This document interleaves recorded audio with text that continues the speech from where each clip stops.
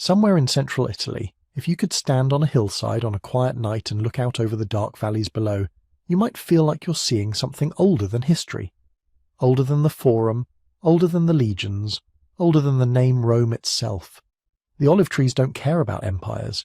The rivers keep finding their way to the sea, and underneath the soil, if you knew where to look, you would find rooms full of painted walls, jars of perfumed oil, golden jewellery, and the bones of people who built something extraordinary and were almost completely forgotten. That's the thing about Italy before Rome. It wasn't empty. It wasn't waiting. It was already alive with a civilization so sophisticated, so strange, so genuinely powerful that the Romans themselves couldn't quite decide whether to admire it or pretend it never happened. And somehow, they almost got away with that second option.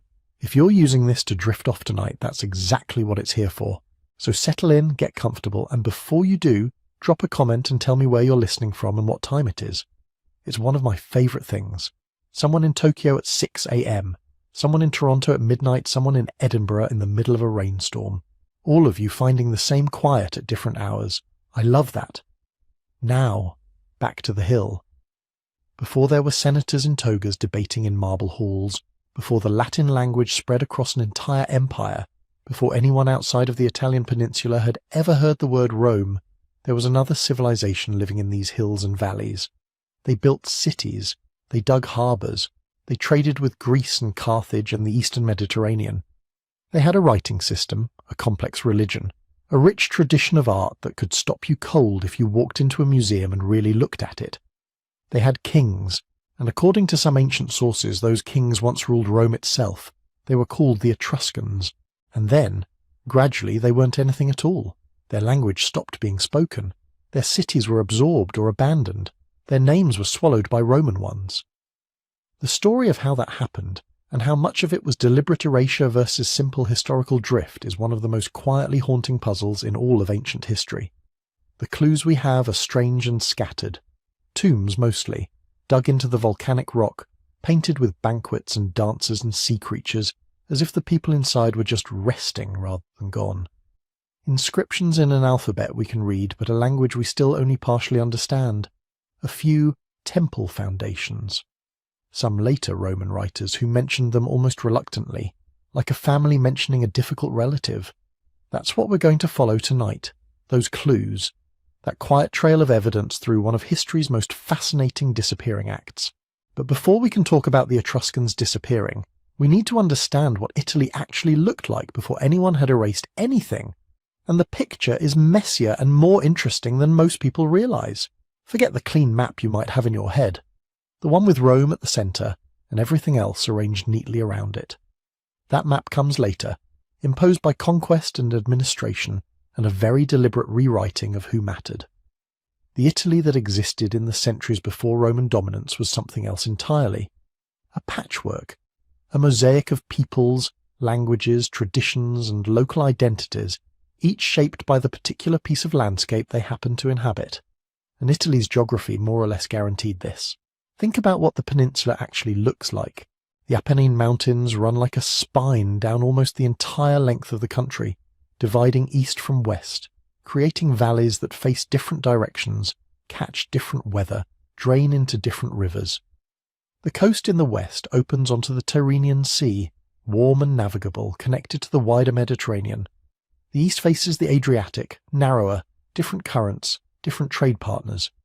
In the north, the Po Valley is a world unto itself, flat and fertile in a way that the rest of the peninsula simply isn't. In the south, the landscape fragments again into rugged hills and isolated coastal plains. What geography does when it divides a landscape like this is create pockets, separate communities developing separately, different languages emerging, different gods, different burial customs, different ways of building a house or crowning a king. By the Iron Age, maybe around 900 BCE, the Italian peninsula was home to dozens of distinct cultural groups, each with their own identity, and none of them particularly interested in deferring to anyone else. There were the Latins in the region around the Tiber, farming communities that would eventually produce Rome, though at this point they were just one group among many. The Umbrians lived further inland in the uplands of central Italy. The Samnites controlled the rugged Apennine territory to the south, fierce and independent in ways that would give Rome serious trouble for centuries. The Veneti occupied the northeastern corner of the peninsula, culturally distinct and maintaining their own trade connections into Central Europe, and along the southern coasts and in Sicily, Greek settlers had established colonies that were in some ways more sophisticated than anything else in Italy at the time. Cities like Cumae and Syracuse and Sybaris that were essentially extensions of the eastern Mediterranean world transplanted to Italian soil. And sitting in the middle of all this, in the region we now call Tuscany, and stretching into parts of Umbria and Campania, were the Etruscans. Not isolated from these neighbours, but deeply entangled with them, trading with the Greeks, influencing the Latins, competing with the Samnites, and connected through sea routes and merchant relationships to Carthage in North Africa, to Phoenician traders, to the whole restless commercial world of the ancient Mediterranean. That's something worth pausing on. Italy was plugged into long-distance trade networks long before Rome existed. Etruscan wine jars have turned up in France. Greek pottery appears in Etruscan tombs. Amber from the Baltic travelled south through trade routes that passed through the Italian peninsula. This was not a backwater waiting to be civilized. It was already a node in something larger, which makes what happened later all the more striking. When we say the Etruscans were erased, we don't exactly mean they were killed to the last person, and their cities burned to ash, though sometimes cities were burned. We mean something subtler and in some ways more complete. They were absorbed. Their language was replaced. Their history was rewritten by people who found it convenient to remember them selectively. That kind of erasure can be harder to undo than fire. So who were they exactly? Where did the Etruscans actually come from? That question has been argued over for roughly 2,500 years, not just by modern scholars with their DNA analysis and stratigraphic data, but by the ancient Greeks and Romans themselves, people who were alive while Etruscan civilization was still flourishing. And the fact that they couldn't agree tells you something important about how complicated the answer might be. The oldest surviving account comes from Herodotus, writing in the 5th century BCE.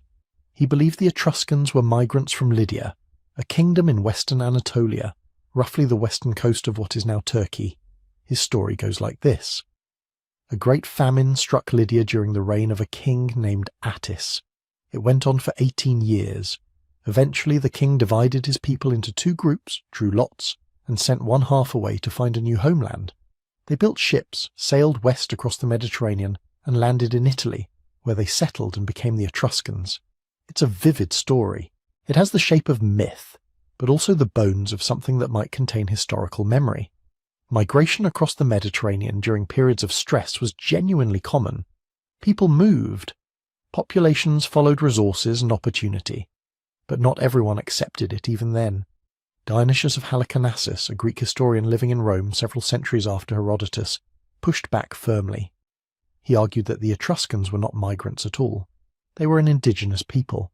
They had always been in Italy, or as close to always as made any practical difference. He found the Lydian theory unpersuasive on cultural grounds. The Etruscans didn't speak a language related to Lydian. Their religious customs were different. Their way of life seemed to have developed from within Italy rather than having been transplanted from somewhere else. Dionysius concluded they were autochthonous, a word that means something like sprung from the earth itself, a native population with deep local roots. There was also a third theory floating around antiquity, less widely discussed but present in some ancient sources. The idea that the Etruscans had come from the north, crossing the Alps from somewhere in Central Europe. This Alpine origin story never gained much traction among ancient writers, but it occasionally reappears in later scholarship. So you have 3 competing ancient theories: migration from the east, indigenous development, arrival from the north. Modern scholarship has spent considerable energy trying to work out which, if any, of these gets it right. Archaeology leans heavily towards something like the Dionysius position, or at least toward continuity. The culture that preceded the Etruscans in central Italy is called the Villanovan culture, an Iron Age tradition that flourished in the region from roughly the 10th century BCE onward. Villanovan communities cremated their dead and stored the ashes in distinctive baconical urns, often buried under small mounds. They worked metal with skill, built substantial settlements, and participated in trade networks that connected them to the wider Mediterranean world. What the archaeological record shows is that Etruscan civilization appears to have grown out of Villanovan culture rather than replaced it. There isn't a sudden break in the material record, no layer of ash and destruction followed by different pottery and new burial styles arriving from somewhere else. Instead, there's a gradual transformation. Villanovan communities in certain regions of central Italy, particularly along the Tyrrhenian coast and in the river valleys of Tuscany, began elaborating their culture across the 8th and 7th centuries BCE. Settlements grew larger, social hierarchies became more pronounced, burials became more elaborate, moving from simple cremation urns to inhumation in richly furnished tombs. The influences coming in from the Greek colonies to the south and Phoenician traders from the east accelerated and shaped this development. But the foundation seems to have been local. That's what archaeology suggests. But genetics has entered the conversation more recently, and the picture it offers is both clarifying and humbling in equal measure. Studies of ancient DNA from Etruscan burial sites have shown results that complicate both the migration theory and the pure indigenous continuity model. Some analyses suggest meaningful genetic connections between certain Etruscan populations and populations from Anatolia or the eastern Mediterranean, which would seem to support Herodotus. But those same studies also show strong continuity with earlier Italian populations, which supports Dionysius. The honest answer from modern geneticists tends to be cautious. Migration and local development may not be mutually exclusive. A movement of people from the east, perhaps small in scale, perhaps arriving over generations rather than in a single fleet, could have blended with established Villanovan communities and contributed to the emergence of what we call Etruscan culture without displacing or replacing the existing population. There's something worth sitting with here. The very insistence on finding a single origin point may be the wrong way to approach the question. Cultures don't typically arrive fully formed from one place. They emerge at intersections. They grow in the friction between local traditions and outside influences. They take shape when particular groups of people, in a particular landscape, at a particular historical moment, start making choices about how to organize their societies, what gods to honor, what to put in a grave, how to build a city. The Etruscans may have been, in a very real sense, a product of their position, sitting in central Italy, facing the sea, connected to Greek and Phoenician networks while remaining rooted in older Italian traditions. Not purely native, not purely migrant, but something that formed from the mixing of all of it, shaped by the specific hills and rivers and harbours of Tuscany, into something recognizably its own. Whatever the answer turns out to be, the Etruscans became. And what they became was extraordinary. When we say Etruscan civilization, it's easy to picture a single kingdom, one great capital issuing orders that roll out across the peninsula. Our brains like neat hierarchies, empires, maps shaded in one colour with a clear border. But that isn't how Etruria worked. Instead of one Rome-like giant, what you had was a constellation, a cluster of city-states, each its own little universe, scattered across central Italy. Tarquini, Veii, Clusium, Vulci, Caira, Volterra, Perugia, Populonia, Orvieto, and many more. Each with its own walls, markets, temples, aristocratic families, and political dramas, each intensely local, endlessly negotiating its place among the others. These cities weren't suburbs of a centre. They were the centres. If you lived in Etruria, your identity, your obligations, your sense of who we were, probably focused on your city and its surrounding territory. You were a person of Tarquini, or a citizen of Caere. The word Etruscan would have meant something, but maybe in the way Italian did much later, a broader cultural label layered over very specific loyalties. This city-centred pattern isn't unique to the Etruscans. It shows up in Greece at roughly the same time. But Etruscan cities seem to have taken the idea and woven it into every part of life, politics, religion, economy, even the landscape itself. There was no permanent capital, no emperor clad in purple commanding a formal bureaucracy. Power moved sideways more than it moved up. Later Roman writers talk about an Etruscan League of 12 cities. They give it an old-sounding name, in Latin the Duodecim Populi Etruriae, 12 peoples of Etruria. It's one of those phrases that sounds simple until you look at it closely. What exactly was this league? Was it a fixed confederation, always the same 12 members, meeting on a regular schedule to make binding decisions? Or was 12 more of a symbolic number, a traditional way of saying the main cities, with membership shifting over time. Most modern scholars lean toward caution. They accept that some kind of league or leagues almost certainly existed. The written sources and the archaeological evidence around certain sanctuaries point in that direction. But the details are muddy. There may have been several leagues at different times, perhaps a northern one, a southern one, maybe even a loose coastal network focused on trade. The idea of a single, eternally stable 12-city confederation, acting like a united federation, is widely seen as too neat, too Romanized, possibly a retrojection. What does seem broadly accepted is this. Etruscan cities gathered in council for shared religious and political purposes. The heart of this, according to later tradition, was a sanctuary called the Fanum Voltumnae, a sacred grove and temple whose exact location is still debated. Some place it near modern Orvieto. Others argue for different sites in inland Etruria. Wherever it was, ancient writers describe it as the meeting place of the Etruscan cities. Once a year, they say, delegates from the cities assembled there for religious ceremonies, games, and discussions of common affairs. It sounds a little like a pan-Italian festival, part pilgrimage, part diplomatic summit. Sacrifices and divination in the morning, political speeches and bargaining in the afternoon, feasting and athletic competitions as the sun went down. How formal were these meetings? Did they issue decrees, elect shared leaders, vote on war and peace? Here, again, the evidence is thin. Some historians think decisions about joint military campaigns could have been made at such gatherings. Others suspect the League's authority was mostly symbolic and religious, a ritual stage where the cities could display unity without surrendering much autonomy. Either way, the picture that emerges is of a civilization held together not by a single ruler, but by habits of assembly, by traditions of meeting in sacred space under the eyes of the gods to decide what should be done. Within each city, power was equally layered. Roman stories love the figure of the Etruscan king, the lucumo in some sources, a richly dressed ruler with an ivory throne, a purple-bordered robe, a bundle of rods carried before him as symbols of authority. This has fed the image of Etruscan cities as little monarchies. There were rulers, yes. In many places, especially in the earlier centuries, individual leaders seem to have held very strong executive power. Inscriptions mention magistracies and names that may be titles.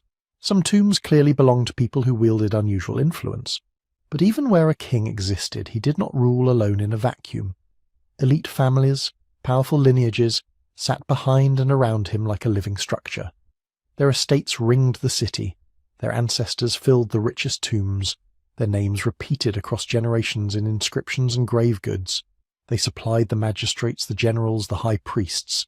They lent money for public works, donated offerings to temples, and commanded loyalty from clients and dependents. We don't have minutes from an Etruscan council meeting, but the pattern that shows up in architecture, burials, and loanwords that filtered into Latin suggests something like an aristocratic council operated in many cities, a body of elders, heads of major families, capable of approving or blocking decisions, advising rulers, and perhaps in some periods choosing them. Over time, there are signs that power could shift from a single dominant ruler toward more collective magistracies, much as it did in early Rome when the monarchy fell. Offices held annually, held by two or more individuals at once, appear in inscriptions. You get the sense of a political landscape always in motion, balancing strong personalities against entrenched lineages and shared traditions. One of the most visible ways these elites expressed their power was in stone and earth and water. Etruscan cities did not simply grow like unplanned clusters of houses. There is clear evidence of intentional layout, the kind of urban planning that requires authority, coordination, and a long view. Many Etruscan settlements show regularized street grids, especially in later phases.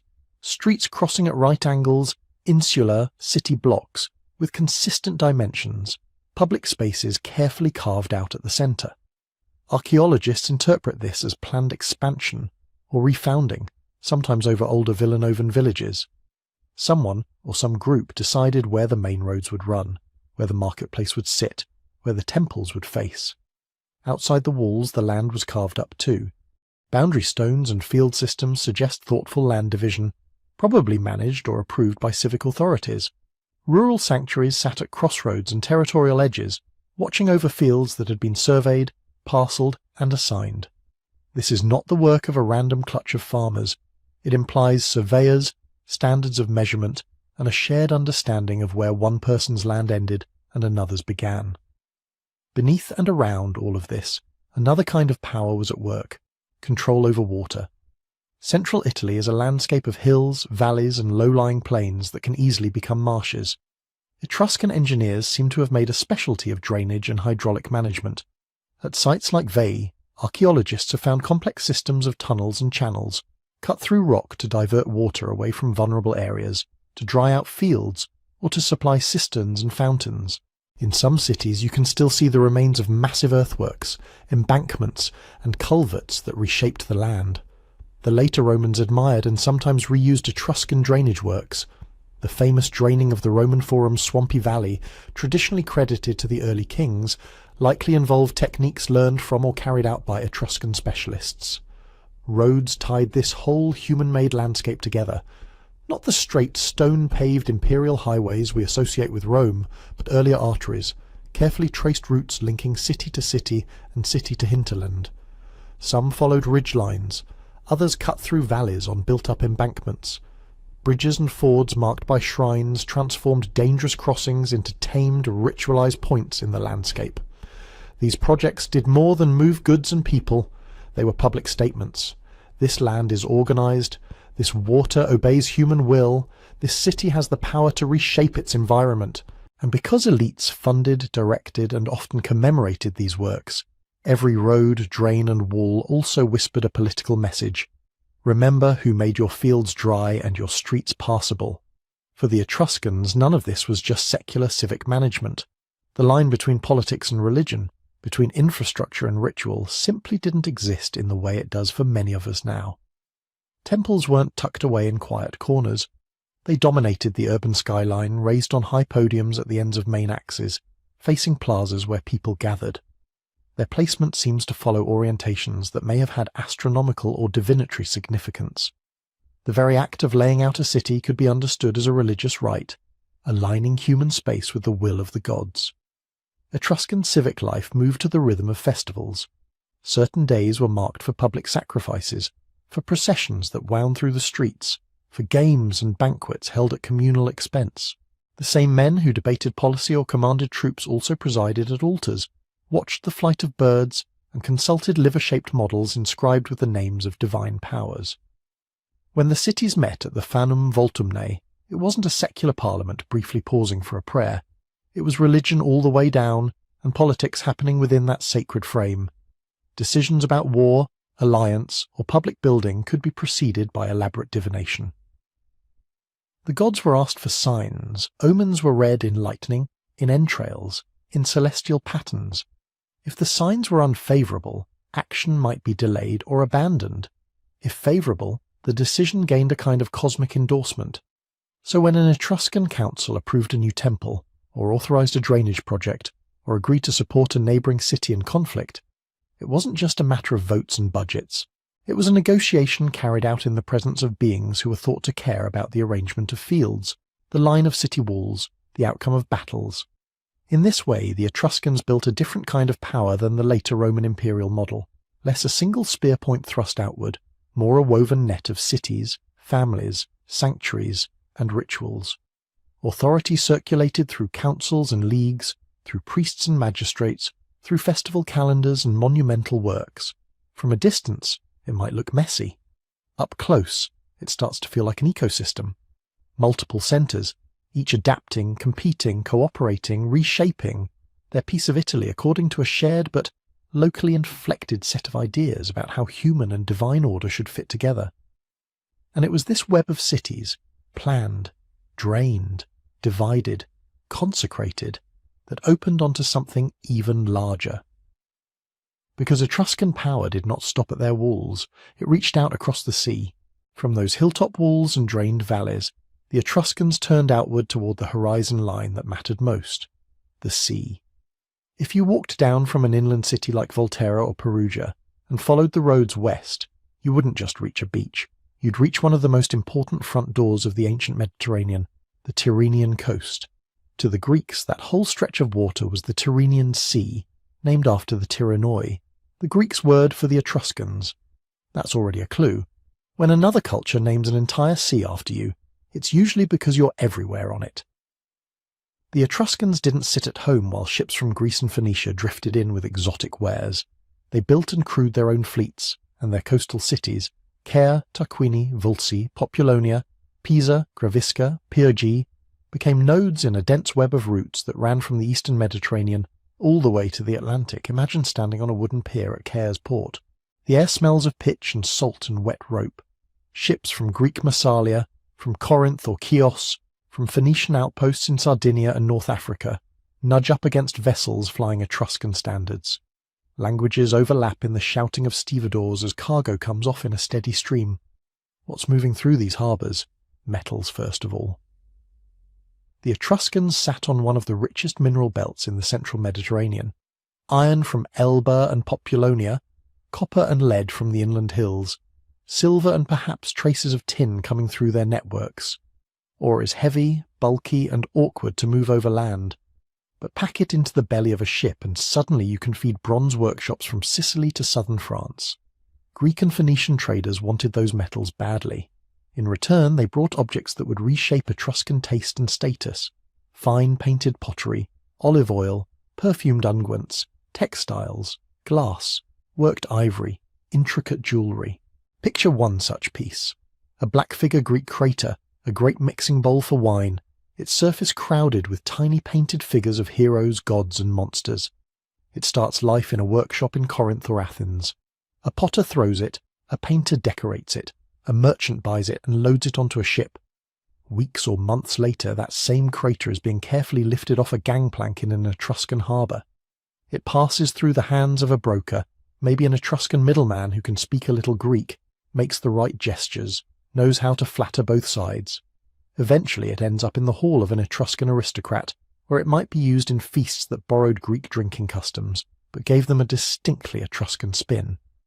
Many of the most famous Greek vases in modern museums were actually found in Etruscan tombs.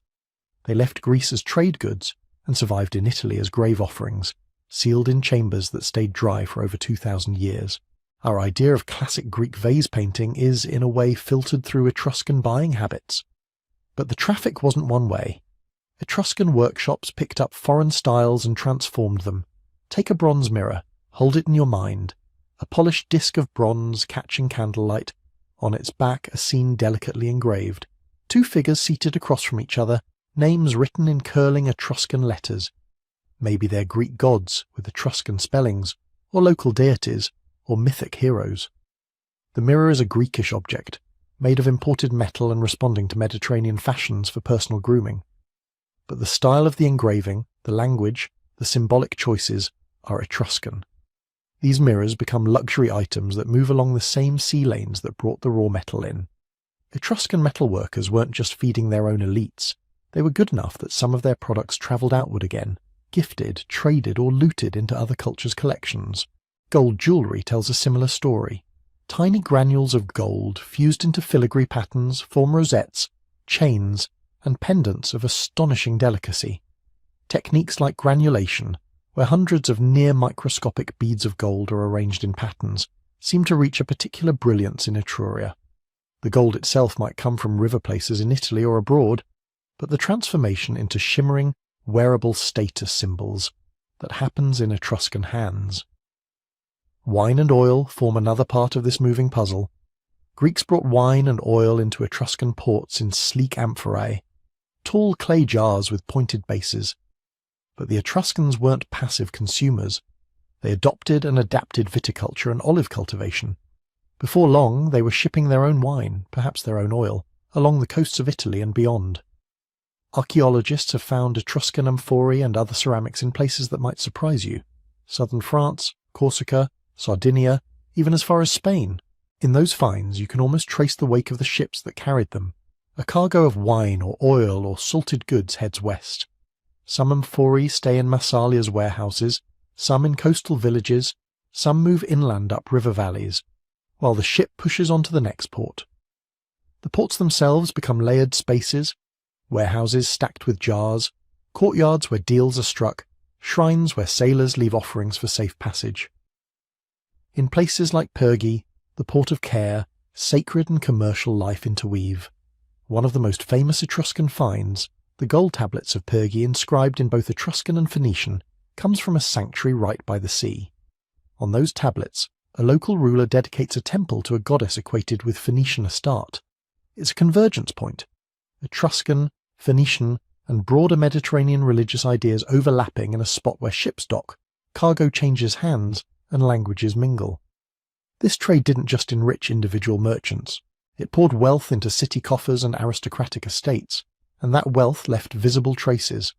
The grand tumulus tombs near Tarquini and Cerveteri, the rock-cut necropolis with painted chambers, the large-scale temples with terracotta decoration, all of these cost resources, skilled labour, imported materials, time taken away from basic subsistence.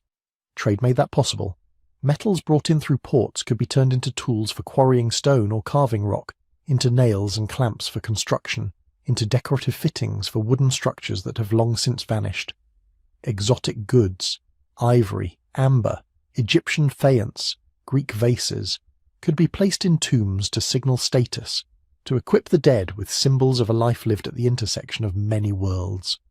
Even the painted pottery itself, whether imported or locally made in Greek styles, becomes part of this loop. A symposium scene on a crater in a tomb doesn't just show people drinking, it silently testifies to the roots that connected that small burial chamber to artisans hundreds of miles away. But when a people dominates a sea, controls harbours, and sometimes checks what others can do on the water, the stories told about them tend to turn dark. Greek sources often talk about the Tyrrhenians with a mixture of respect and suspicion. In some accounts, they are traders. In others, they slide into the role of pirates. Tales circulate of Etruscan ships attacking Greek merchants, of captives seized and sold, of coastal raids. Later Roman writers inherit some of this tone. How much of that is literal history, and how much is the usual habit of labelling your rivals pirates whenever they interfere with your profits, is difficult to untangle. In the ancient Mediterranean, the line between merchant, privateer, and outright pirate was thin. A captain who traded peacefully one season might be hired the next by a city eager to harass a rival's shipping. A polity that controlled a choke point, a strait, an island chain, a stretch of coast, could levy dues on passing traffic. Those who paid called it customs. Those who refused called it extortion. It's entirely plausible that some Etruscan crews engaged in raiding when opportunities arose. It's also plausible that Greek and later Roman authors, competing with Etruscan cities for influence and markets, emphasized these stories, turning complex maritime competition into a simple, moral narrative. They are pirates. We are legitimate traders. When we read those texts today, it helps to remember that they come from neighbours and rivals. They show us how the Etruscans looked from the outside, not necessarily how the Etruscans would have described themselves. From the Etruscan perspective, what mattered most may have been control and negotiation, managing who could dock where, who could buy and sell which goods, who had the right to conduct business under the protection of which gods and which treaties. Ports, temples, aristocratic houses and ships all form parts of a single system. In this system, a painted Greek cup isn't just tableware. A bronze mirror isn't just a grooming aid. A gold necklace isn't just a pretty object. Each is a node in a network, all mined in one place, smelted in another, worked in a third, traded in a fourth, used in a fifth, buried in a sixth. Behind every object lies a chain of relationships, agreements, bargains, marriages, rivalries, that knit the Tyrrhenian world to the wider Mediterranean. By the time you stand again on that Etruscan quay at dusk, watching the last light fade off the water, you can almost hear those connections in the creak of hulls and the slap of waves against stone. The cities inland, with their councils and drains and gridded streets, are only half the story. The other half is out here, where the horizon is not a boundary, but a road, and the people who sail that road carry more than wine and metal. They carry ideas, images, beliefs, things that will shape how Etruscans imagine the afterlife, how they decorate their tombs, how they tell the story of what it means to live and die in a world open to the sea. Follow those ideas and objects inland again, away from the harbours and the smell of salt, and the landscape begins to change. The road passes vineyards and fields, climbs gentle ridges, and then, just when you expect open countryside, you find yourself in another kind of city. Not a city of the living, a city of the dead. Etruscan necropolises are often described that way, and the comparison isn't just poetic. At places like Cerveteri, Tarquini and Orvieto, the tombs stretch across the landscape in rows and clusters, laid out with a kind of planning that feels eerily familiar. Low earthen mounds line avenues that function almost like streets. Rock-cut chambers open one after another along lanes. Some tombs are grouped in blocks, belonging to extended families over generations. It's as if the Etruscans took the idea of a town and mirrored it underground. In some cases, they did exactly that. Walk into a rock-cut tomb at Cerveteri in your mind. You step down a short passage, and then the space opens into rooms carved to look like a house. Central hall, side chambers, a ceiling imitating wooden beams, benches shaped like beds lining the walls. Instead of mattresses and blankets, there are stone platforms for the dead. Instead of household clutter, there are vases, jewellery, weapons, tools, arranged with careful intent. To us, this is a burial. To the people who made it, it may have been closer to a home, a place where the dead continued in some form the patterns of life. And because they equipped these tomb houses so thoroughly, they left us an accidental archive. Archaeologists joke, a little grimly, that Etruscan daily life survives best in their cities of the dead. Walls and roofs of living houses have mostly vanished, eaten by time, reused, or buried under later buildings. But the tombs, covered in earth and sealed, preserved a curated version of what an Etruscan household valued.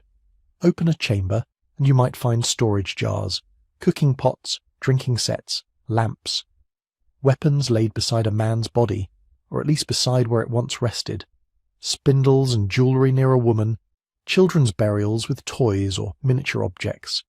Each item is a clue, not just to how they died, but to how they lived. Sometimes the tombs hold something else, painting. Tarquini, in particular, became famous in antiquity for its painted graves. Many of those paintings are fragile now, faded, damaged the moment they were exposed to air, but enough survives to offer a window into a world of colour and movement. One chamber shows a banquet. Recline on one of those carved stone couches in your imagination. The walls around you come alive. Men and women share the same couches, propped on their elbows in the Greek fashion, but the atmosphere feels distinct. Their skin is painted in different tones, often reddish for men, paler for women, a convention inherited and adapted from other Mediterranean art. Servants move between them, carrying jugs and cups. Musicians play double pipes or strum lyres. Dancers leap and twist. The dead person whose ashes or bones rested here is surrounded, not by scenes of grief, but by perpetual feasting. Other rooms show games and athletics. In one, young men compete in races. Another depicts wrestlers grappling, or boxers with hands wrapped.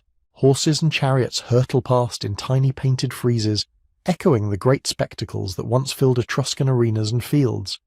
There are hunting scenes too, figures aiming spears at birds or wild animals, dogs tensed in pursuit. In some tombs, the walls are patterned to suggest open-air pavilions, garden trellises or tent awnings, blurring the line between indoors and outdoors, between celebration and commemoration. And then there are the quieter images, couples exchanging a look, parents with children, groups of people raising cups in toasts that will never quite be spoken. Sometimes the inscriptions give names, a fragment of identity, anchored in paint and stone. What did all this mean? Modern scholars tread carefully here. We don't have an Etruscan holy book. We don't have their own explanations of what these images signified, but the patterns are suggestive. Again and again, tomb paintings show activities of elite life, dining, music, sport, family gatherings. Perhaps for those commissioned to decorate these spaces, the good life on earth flowed naturally into whatever came next. If you were wealthy and well-connected, you might have imagined your existence continuing in some refined, idealized version of your own world. The same friends, the same entertainments, the same honour. In some chambers, though, a different mood appears at the edges. Look past the banqueters and athletes, and you sometimes see figures that don't quite fit the everyday. Winged beings, hybrid creatures, stern guardians standing near doors or at the borders of scenes. These have often been interpreted as protective spirits or guides of the dead. Later, Roman and Greek writers mention Etruscan beliefs in powerful underworld deities, and some of the names from inscriptions like Charoon and Vanth have been linked to certain painted figures with hooked noses, hammers, or wings. It's possible that, in Etruscan thought, the journey after death involved encounters with these beings, entities who could open gates, escort souls, ward off dangers. But because we're building this picture from images and a scattering of texts, every interpretation carries some uncertainty. What we can say is that the walls combine celebration with hints of transition and otherworldly presence. The objects placed in tombs add another layer to this story. Grave goods vary enormously. Some burials are modest, a few simple pots, maybe a piece of jewellery or an iron knife. Others are overwhelming. Chamber tombs have been found with sets of bronze cauldrons, stands, candelabra, imported Greek vases by the dozens, finely worked gold, ivory inlays, chariots, or their fittings laid carefully in place. This range reflects status in a fairly direct way. Some people died with the markers of immense wealth and influence, others with the bare minimum. The dead, in Etruria, continued to participate in social hierarchy. But the goods tell us more than rich and poor. They sketch outlines of taste. In some tombs, sets of tableware are arranged with almost obsessive completeness. Cups, plates, strainers, ladles, mixing bowls, all coordinated. Elsewhere, you see a preference for certain imported shapes, Attic kylikes, Corinthian eribaloi, or for locally made bronzes decorated with particular motifs. Choices about what to bury seem to respond to fashion, to personal identity, to ideas about what was appropriate or necessary for the dead. A warrior might go into the tomb with a finely decorated helmet. A woman might be accompanied by elaborate fibulas and necklaces. These decisions create a kind of silent biography. They also map long-distance connections. When archaeologists catalogue the goods in an Etruscan tomb, they sometimes end up tracing the object's life backwards. A piece of amber turns out to come from the Baltic. A scarab is Egyptian in style, perhaps imported via Phoenician traders. A painted cup reveals a workshop signature from Athens. A bronze vessel shows parallels with pieces in Central Europe. Each of those items had to travel through multiple hands across multiple cultures before ending up in that specific chamber. The dead man or woman buried there, even if they never left Etruria, lived in a world where things and ideas moved along vast routes. When you stand back and look across many tombs, the patterns sharpen.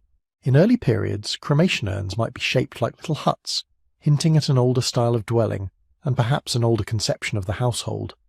Later, as wealth and urbanization increase, tombs become more elaborate. Grave goods become more plentiful and more international. Imagery reflects contact with Greek myths and orientalizing motifs. By tracking which goods appear where and when, archaeologists can watch families rise and fall, fashions spread and fade, trade links strengthen and weaken. They can see, for example, that certain imported luxuries cluster in specific necropolises at certain times, suggesting that one city had the stronger diplomatic or economic ties to a particular region. And they can watch beliefs shift subtly. Over the centuries, the balance of scenes in tomb paintings changes. Early emphasis on joyous banquets might give way in some places to more sombre or complex underworld imagery. New figures appear, old ones become more prominent. Without text to explain why, we read these changes as signs of evolving ideas about death and whatever lay beyond it. All of this depends on a certain kind of patience. A single tomb is like a short story with most of its pages missing. A necklace here, a broken cup there, a faded figure on a wall. You could easily overinterpret or miss the point entirely. But when hundreds, even thousands of burials are recorded, compared and mapped, patterns start to emerge that no single tomb could reveal. Archaeology in this sense becomes a way of listening to an extinct language of objects. Where we lack words, we lean on repetition. If banquets appear in tomb after tomb, in city after city, across generations, that tells us something about the importance of feasting in marking status, and perhaps in thinking about death. If certain protective figures always occupy the thresholds of painted spaces, that position probably mattered. If particular imported goods cluster in high-status graves, they likely carried recognized prestige. Even so, there are things we may never know. What stories did Etruscan parents tell their children about those winged beings on the walls? What jokes were shared at the funerary banquets held outside these tombs before they were sealed? What songs were sung as the last light from torches flickered over fresh paint? The tombs hold their silence on those questions, but they don't feel empty. They feel like rooms paused mid-scene, cups raised, musicians frozen mid-note, lovers mid-glance. They give us, in these still images and buried objects, enough to sense that Etruscan life was rich, textured, full of ceremony and play and care for the dead, and the same people who built and decorated these underground houses for the departed were also looking upward, watching birds and lightning, taking omens from the sky and the entrails of sacrificed animals, trying to understand a universe they believed was ordered, but never entirely predictable. If you follow those gazes upward, away from the tomb walls and the painted feasts, you end up in a different kind of architecture. Not carved out of rock this time, but traced in the air. The Etruscans, at least as later Romans remembered them, were specialists in reading the will of the gods. So specialized, in fact, that for centuries Etruscan and expert in divination were almost interchangeable terms in Roman writing.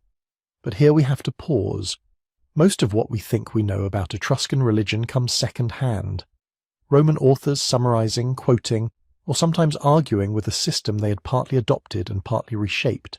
The original Etruscan manuals, if they were ever written on anything permanent, have not survived. What we're left with are fragments, all of them filtered through foreign eyes and later reconstructions. Even so, the outlines are suggestive. Roman writers talk about something they call the disciplina Etrusca, the Etruscan discipline. It wasn't discipline in the modern sense of behavior control. It was more like a complete sacred science, a body of rules, techniques, and interpretations that taught practitioners how to recognize and understand signs sent by the gods. The idea, as far as we can reconstruct it, was that the universe was saturated with meaning. Thunder wasn't just weather. A bird's sudden flight across the sky wasn't just animal behavior. The liver of a sacrificed sheep wasn't just an organ. Each of these could be a message if you knew how to read it. And reading it correctly was not a casual talent. It was a learnable, structured skill. One major branch of this sacred science dealt with entrails, especially the liver. Later Romans give it a Greek name, haruspice. Imagine an Etruscan ritual specialist. Again, we imagine, because the original scenes are gone and we're borrowing details from later depictions. An animal is sacrificed, the body opened, and the liver lifted out as if it were a map. To us, it looks like an irregular mass of tissue. To them, it seems to have been laid out as a diagram of the cosmos. A famous bronze model from Piacenza, probably made in northern Etruria, gives us a hint of how this worked. It's a small bronze liver, covered in inscriptions, its surface divided into sections with gods' names written in each one. Scholars debate exactly how it was used, but the basic principle appears clear. Each region of the liver corresponded to a region of the sky and to particular deities. When a lump, a mark, a discoloration showed up in a certain part of the liver, it wasn't random. It meant that a specific god, associated with that zone, was sending a sign about a specific area of life or fate. The haruspice, literally the entrail watcher in Latin, had to match the physical detail to the right portion of this invisible chart. That chart, though, was not just about anatomy. Underlying it was a deeper pattern the Romans later called the templum. Not temple, as in a building, but temple as in a sacred space that had been cut out and defined within the chaos of the world. This cutting and defining was itself a central act.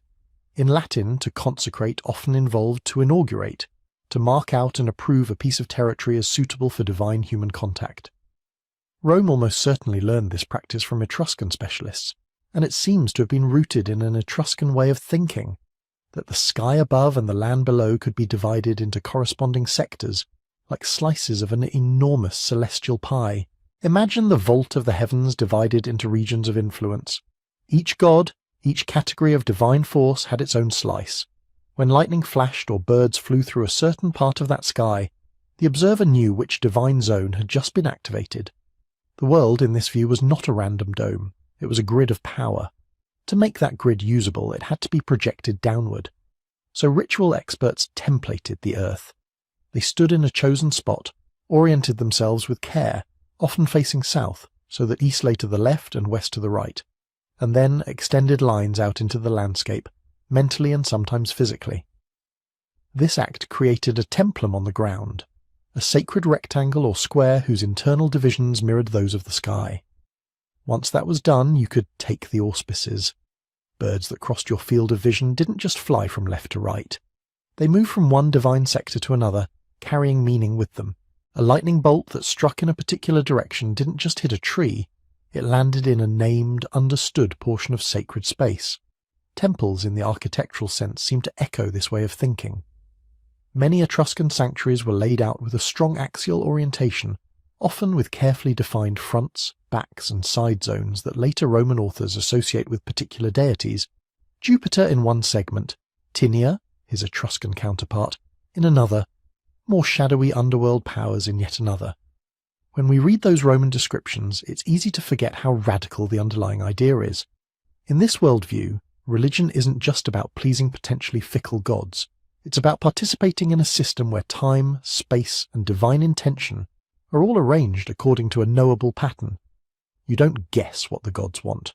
You're trained to read the signs that reveal what they have already decided and then to adjust human plans accordingly. This is where the Etruscan discipline becomes both reassuring and unsettling. On one hand, it suggests an ordered universe. The gods have a plan. The sky's divided. The signs are there. Human beings are not adrift in chaos. They can learn, consult, and respond. On the other hand, it implies that human freedom is limited. Important events, victories, disasters, the founding of cities, unfold within a larger framework that can be predicted, may be delayed, perhaps negotiated with through ritual, but not entirely escaped. Later Roman sources even hint that Etruscan sages believed in a kind of cosmic timetable, that peoples and cities had allotted spans of existence, measured in ages or secular, announced and periodically renewed by prodigies and omens. Rome itself, in some Roman tellings, submitted to being measured by this Etruscan clock. How much of this goes back to early Etruscan belief, and how much was shaped by Roman anxiety about their own future is hard to say. This is one of those places where our evidence is so mediated, so heavily filtered through later lenses, that modern historians tend to speak in cautious terms. Perhaps, it appears, some have suggested. What is clearer is that the Romans, pragmatic as they often present themselves, took Etruscan sacred science very seriously. By the late Republic, Rome had formal colleges of haruspices who could be called on by the Senate whenever something strange happened. A statue toppled for no apparent reason, an animal was born with two heads, lightning struck a temple on a cloudless day. These experts, frequently described as Etruscan, or at least following Etruscan methods, would consult their books, examine victims, and issue opinions on what the gods were communicating. Alongside them stood the augurs, another priestly college responsible for watching the flight of birds and other signs in the sky. The technical language they used, the way they marked out the templum in which they observed omens, and the very concept that the sky was divided into meaningful sectors, all seem to owe a deep debt to Etruscan models. Even at the highest levels of Roman public life, decisions could not be taken without checking in some way what these systems had to say. Elections, laws, wars, the founding of colonies, many of these were accompanied by auspices or other forms of divination whose procedures, at least in origin, carried an Etruscan imprint. And yet, what Rome adopted was already a translation.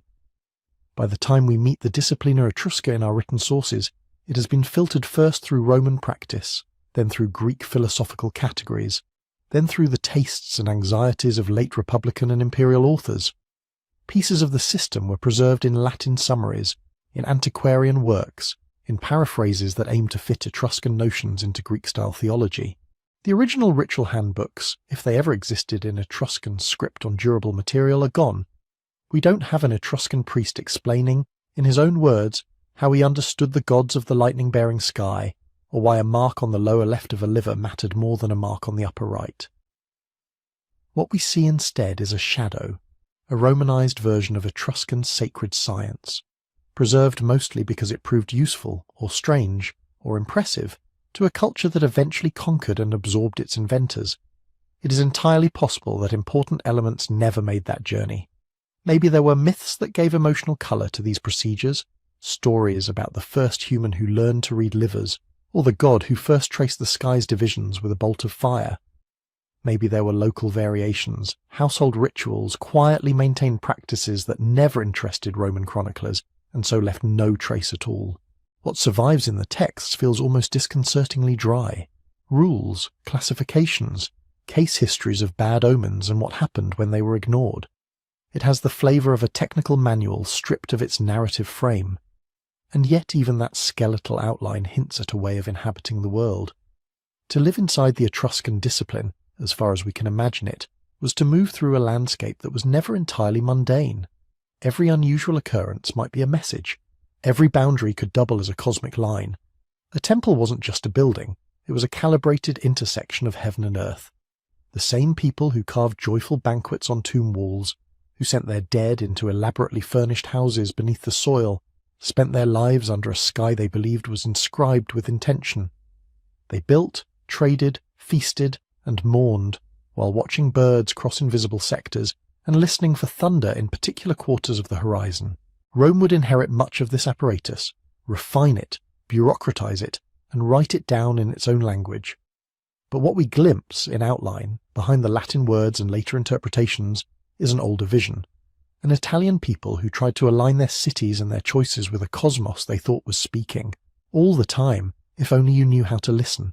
And if the Roman versions are only a filtered echo of that belief, they are still enough to suggest that, for the Etruscans, religion was not merely a matter of private comfort or public spectacle. It was a disciplined, almost scientific attempt to map the unknown, to place human life within patterns drawn across the sky and written, briefly, in the entrails of animals and the flight of birds. Beyond that, the gods keep their secrets. The manuals are lost. The specialists are long gone. What remains are traces. A bronze liver, a few Latin summaries, temple foundations aligned to an invisible grid, and scattered across the hills and plains of ancient Etruria, the cities where this sacred science was woven into everyday life, into law and politics and the planning of streets, cities that would soon find themselves entangled with an ambitious neighbour, whose own destiny, if the Etruscan sages were right, was already marked in the sky. For all their attention to signs, the Etruscans have left us one of the most stubbornly opaque signs of all, their own language. We can see it. We can pronounce it, at least approximately. We can even understand little pockets of it, names, titles, repeated phrases that behave themselves, but when we try to step beyond those safe shallows into full sentences, into stories, into thoughts, the water deepens very fast. The problem is only partly about quantity, though quantity is a problem. Latin left us libraries, Greek left us epics, histories, plays, Etruscan left us scraps. There are tomb inscriptions, some only a few words long, dedications on votive offerings, labels on mirrors and small bronzes, a handful of longer texts, but most of what survived is short, formulaic, carved on stone or painted on pottery. The daily conversations, the laws debated in councils, the prayers said at household shrines, the myths told by firelight, those all vanished with the perishable materials they were probably written or spoken on. And then there is the other, deeper difficulty. Etruscan does not belong, as far as we can tell, to the big Indo-European family that includes Latin, Greek, Celtic, Germanic, and many of the languages of modern Europe and South Asia. It sits apart in a tiny cluster sometimes called Tyrrhenian, with a couple of distant relatives, the language of Lemnos in the Aegean, known from a single inscription, and maybe a ghost of a tongue remembered in later sources from the Alps. That means the usual tricks that historical linguists love, lining up words in Latin and Greek and Sanskrit, watching sound changes unfold in regular patterns, don't give us much traction here. There is no Etruscan version of mater/meter/mother, pointing politely at the word for mother.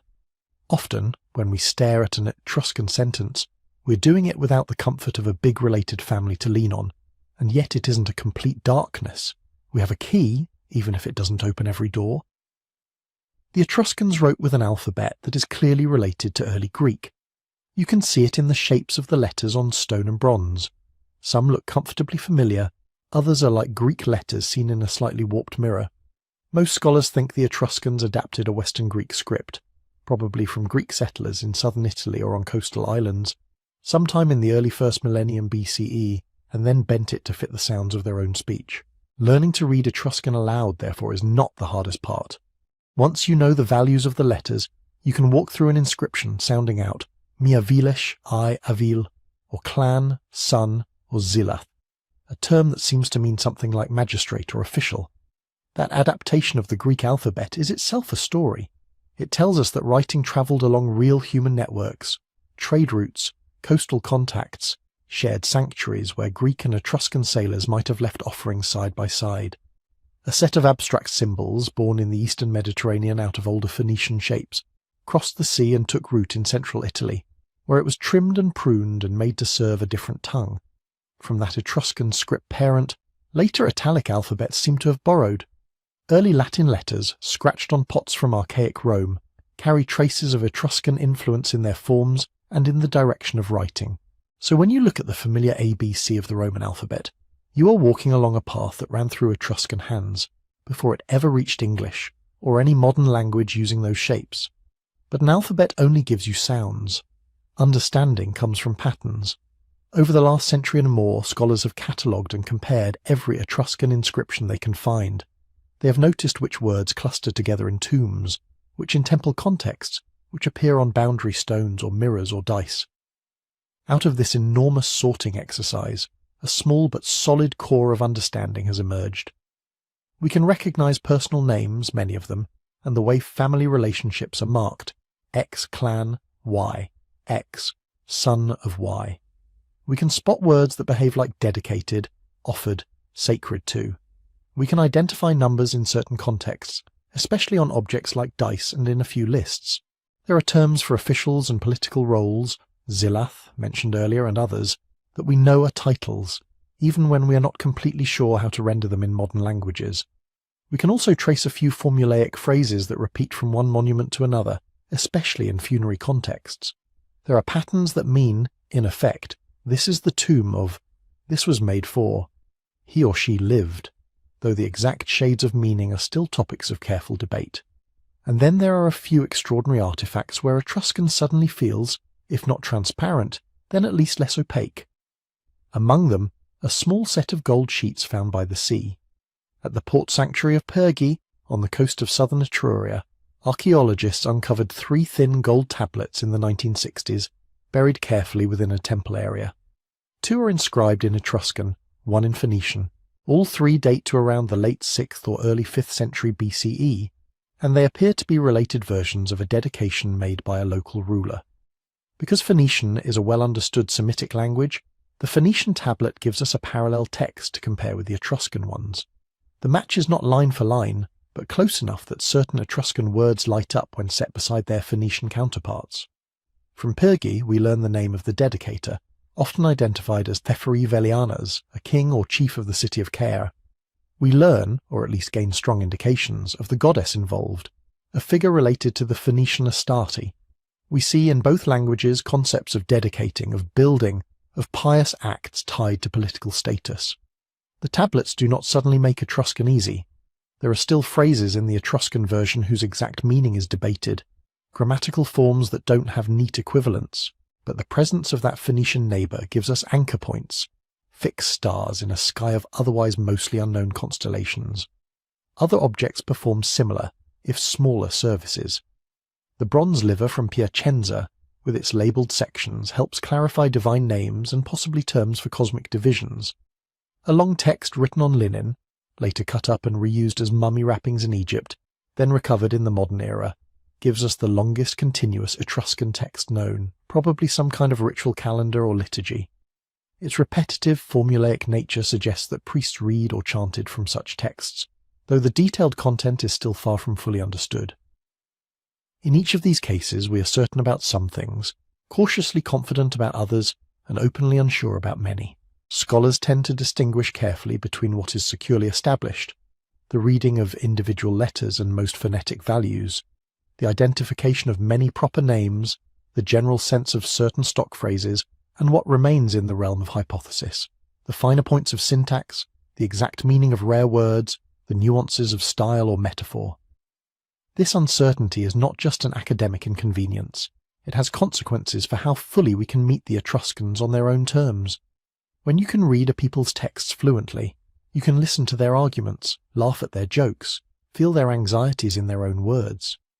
With Etruscan, we are often stuck at the surface. This is a name, this is a title, this is probably a formula of offering or commemoration. The inner voice of the culture, its self-descriptions and self-criticisms, stays mostly behind a translucent screen. Over time, That kind of silence contributes powerfully to what later looks like erasure. Roman authors tell us about Etruscan kings, Etruscan diviners, Etruscan luxuries and vices. Greek writers mention Tyrrhenians on the seas.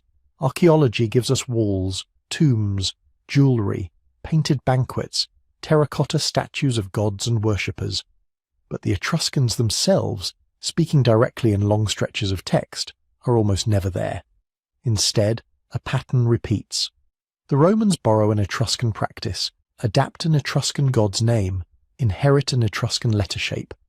They translate what is useful into Latin and let the rest slowly fade. Without a continuous written tradition that later Italians could easily read, Etruscan became, within a few generations of Roman political dominance, a learned curiosity, then a mystery, then a rumour of a language. Some ancient sources already speak of it as a tongue that only specialists knew, or that was no longer fully understood.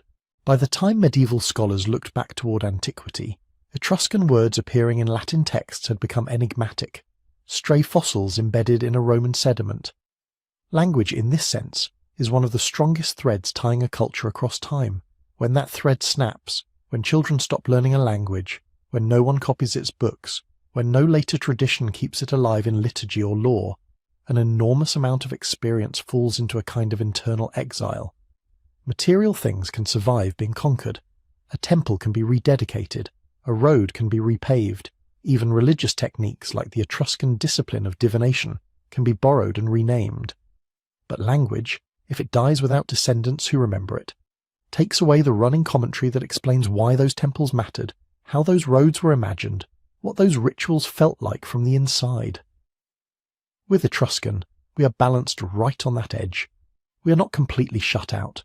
We can read enough to recognize people's names, to see family lines, to notice that a certain woman held a particular title, that a man dedicated a statue to a god on a certain day. We can trace the movement of the alphabet from Greek shores to Italian hills and watch it transform along the way. We can glimpse, through the Pergi tablets and other bilingual hints, the outlines of a political and religious vocabulary. But beyond that, the noise deepens. Whole categories of expression, the rhythm of speeches, the texture of everyday letters, the way humour worked, remain largely inaudible. This quiet is part of how an entire civilization can be present in stone and yet feel, from the standpoint of later ages, almost absent. Rome's roads, laws, and language marched across Italy and then across an empire, carrying themselves forward through the centuries. Etruria's words mostly stopped at the early imperial frontier of memory, and yet if you look closely, the alphabet on this page, the letters arranging your thoughts as you drift towards sleep, still bear faint traces of hands that once carved different sounds into stone. The Etruscans are gone, their sentences broken and scattered, but the tools they used to write them are still in our own mouths and on our own screens, quietly insisting that even the most erased cultures leave something behind. Those letters, and the few phrases we can still decipher, will follow us into Rome itself, into stories of kings and revolutions, of neighbours who became rulers, and of a city that rose while another people's words were already falling into silence.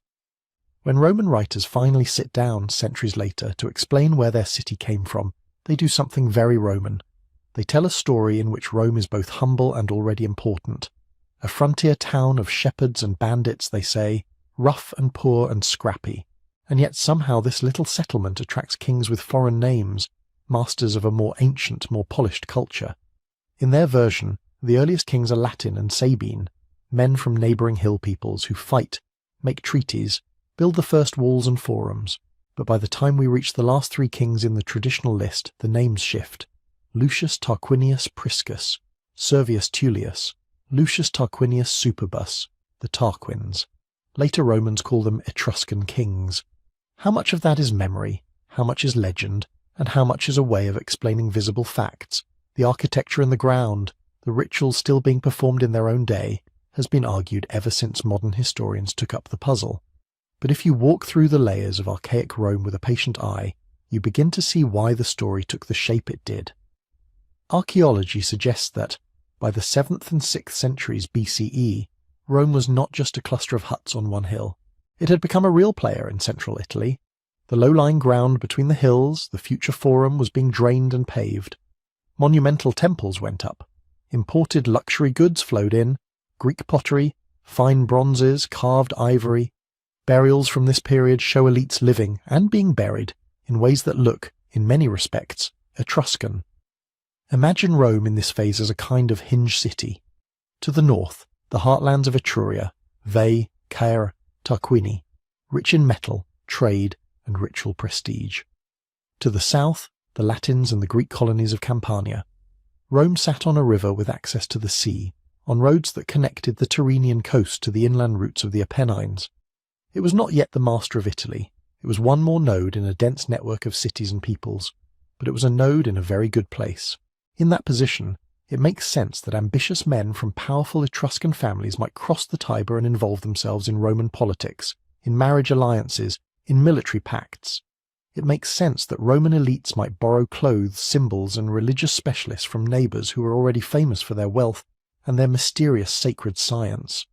The Roman tradition compresses all of this into the figures of the Tarquin kings. Lucius Tarquinius Priscus, the first Tarquin in the story, is said to have come from Tarquinii in Etruria, married to a woman named Tanaquil, herself portrayed as an expert in interpreting signs. In the narrative, she reads omens that mark her husband out for greatness, schemes to get him the throne, and later recognizes through another omen that Servius Tullius is destined to rule. Whether these particular people ever existed in precisely this way is impossible to prove, but the pattern they embody, Etruscan-linked elites bringing diviners and royal ceremony into Rome, fits what we see across the region. Etruscan cities were already staging grand processions, elaborate temple dedications, and carefully calibrated public spectacles. The idea that Rome learned to dress its politics in similar clothing is not far-fetched. Some of the clothing, in a literal sense, we can still identify. The purple-bordered toga worn by Roman magistrates, the ivory cella curalis, the folding curule chair of high office, the rod and axe bundle carried before certain officials, all of these, Roman authors insist, came to Rome from Etruscan kings. Later, antiquarians traced the lictors, the attendants who bore those bundles, back to Etruscan models. That rod and axe bundle, the fasces, is one of the clearest shadows. In Etruscan art we see bundles of rods tied around an axe, symbols of magisterial power and the right to punish. At Rome, those fasces become the portable emblem of imperium, the lawful command of magistrates and kings. Centuries later, when the monarchy is gone, consuls and dictators still parade through the streets with fasces before them, as if the ghost of Etruscan-style kingship has been chopped up and sewn into the uniform of a republic. Augury, the reading of the will of the gods through the flight of birds and other signs, is another discipline that Romans themselves say they learned from Etruria. They developed their own mythology of Etrusca Disciplina, the Etruscan discipline, a body of secret lore about omens, lightning, and sacrifices, preserved in books and guarded by specialist families. Roman augurs, standing on a hilltop marking out the templum of the sky with their staff and watching for birds, are reenacting a systematized version of something that seems to have matured earlier just over the river. At some point, perhaps in the 7th or 6th century BCE, Rome did not just adopt an Etruscan alphabet, it adopted, or adapted, Etruscan ways of talking to the gods. Architecture tells a similar story. The great temple of Jupiter, Optimus Maximus on the Capitoline Hill, traditionally dedicated at the very end of the regal period, is described in Roman sources as enormous, richly decorated, and built with the help of Etruscan artisans. They say the famous terracotta statue on its roof, a huge figure of Jupiter in a quadriga, was the work of Vulca of Veii, an Etruscan sculptor. We cannot see that original statue. The temple itself was rebuilt many times after fires.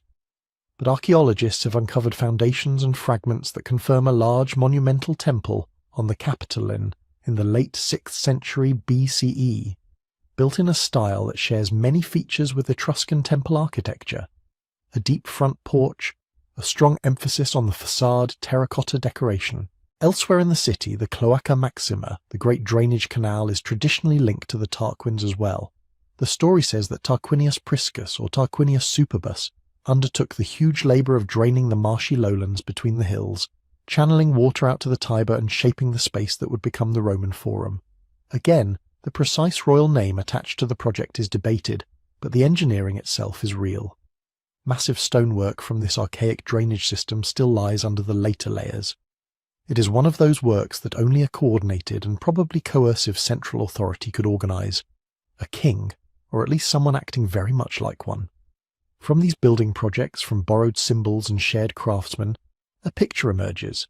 Early Rome as a kind of apprentice city. It watches its richer, older neighbours in Etruria and beyond. It sees how they stage power, how they bind city and gods together through architecture and ritual. It notices that a city which can pave a public square, raise a monumental temple, and parade magistrates beneath gleaming fascias, is a city that looks permanent, even if its walls are still not very thick. In this apprenticeship, spectacle is not a side effect. It is a tool. Later Roman tradition credits the kings, again particularly those with Etruscan ties, with introducing formal games and public entertainments. The earliest gladiatorial contests, which begin as funerary displays among Italian elites, have parallels in Etruscan tomb paintings where armed men fight in front of gathered onlookers. Chariot racing, with its closed oval tracks and roaring crowds, is also associated with Etruscan models. Rome, standing on its hills by the Tiber, learns that power is not only about soldiers and walls. It is about orchestrating what people see and hear, processions, sacrifices, games. It is about turning religious ritual into a kind of theatre, in which the ruling elite plays the starring roles. At the same time, the city is absorbing subtler practices. The very idea that office can be symbolized by chairs, rods, garments, and that these symbols can be passed from person to person along with authority, is part of this Etruscan shadow. The Romans will later insist that their republic has no king, but their consuls will sit on curule chairs, wear purple stripes, consult augurs, and be preceded by lictors with fasces in a way that would have looked very familiar to a 6th century Etruscan noble. Underneath the myths of kings murdered on stairways and boys with flaming heads, there runs a quieter continuity. Techniques of rulership, wrapped in religious legitimacy, borrowed and then naturalized. Yet if Rome is the student in this relationship, it is not a passive one. From the archaeological side, we see Roman elites of this period buried with weapons, with imported goods from both Etruria and the Greek world, sitting at the crossroads of multiple cultures and choosing what to copy, what to resist, what to transform. The city's very position on the frontier, between Latin and Etruscan, between central Italian hill cultures and Mediterranean sea lanes, gives it options. It can look north to Veii and Caer for temple forms and diviners. It can look south to Campanian Greeks for alphabet shapes, vase styles, ideas about gods told in different stories. It can take the Etruscan way of organizing priests and combine it with Latin traditions of clan and assembly. Bit by bit, Rome is not just imitating, it is remixing. Later, when Rome and Etruscan cities clash, Roman writers will look back uneasily on the Age of Kings. They will paint the Tarquins in dark colours, arrogant, luxurious, tyrannical. It is hard not to hear underneath those stories a kind of retrospective discomfort. The symbols of law and order that every Roman magistrate still uses were, in their own telling, once the regalia of foreign kings. A question begins to form, even if the sources do not ask it directly. How did a city that learned its letters, temples, augurs, and fasces from Etruscan neighbours end up conquering those same neighbours?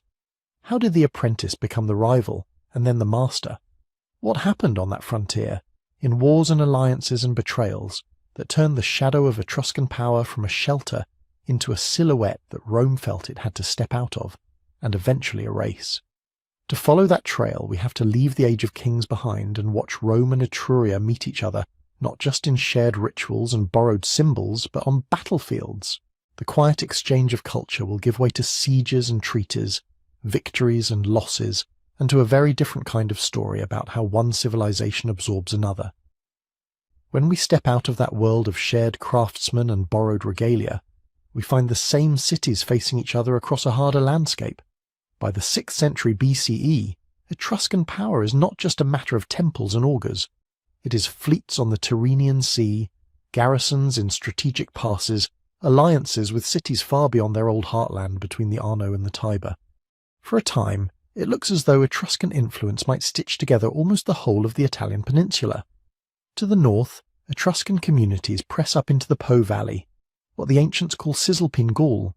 Cities like Felsina, later Bologna, sprout Etruscan-style elites, Etruscan inscriptions, Etruscan grave goods. They sit astride the routes that lead over the Alps and out toward the wider European world, a new frontier for metals and slaves and amber. To the south, Etruscan city leagues reach down into Campania. Capua, in later Roman memory a wealthy and pleasure-loving place, appears in the Archaic period as a kind of southern Etruscan hub.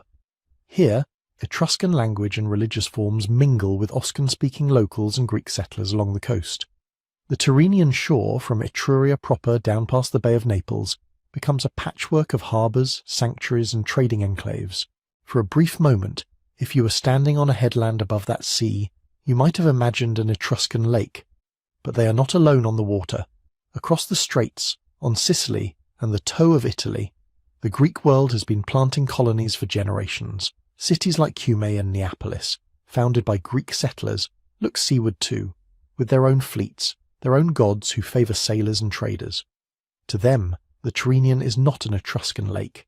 It is another arm of the Greek maritime network, another space where goods, stories and influence can flow. Trade, which once drew these worlds together, now becomes one of the points where they grind against each other. Greek and Etruscan merchants want many of the same things: metal from inland Italy, grain from Sicily, pitch and timber from coastal forests, slaves from the edges of their spheres. They also both want to control the bottlenecks, the straits, the best anchorages, the coastal cities that can tax ships or close harbours in time of war. Conflicts begin as pinpricks on this watery map: raids, piracy, interventions in each other's internal politics. A Greek city supports one local faction in a coastal town. An Etruscan city backs their rivals. Ships are seized in harbours under one pretext or another. Sanctuaries that once hosted mixed dedications now see more militarised offerings: armour, helmets, weapons, hung up as thank-you gifts to gods of victory. At some point, these scattered quarrels harden into clearer lines.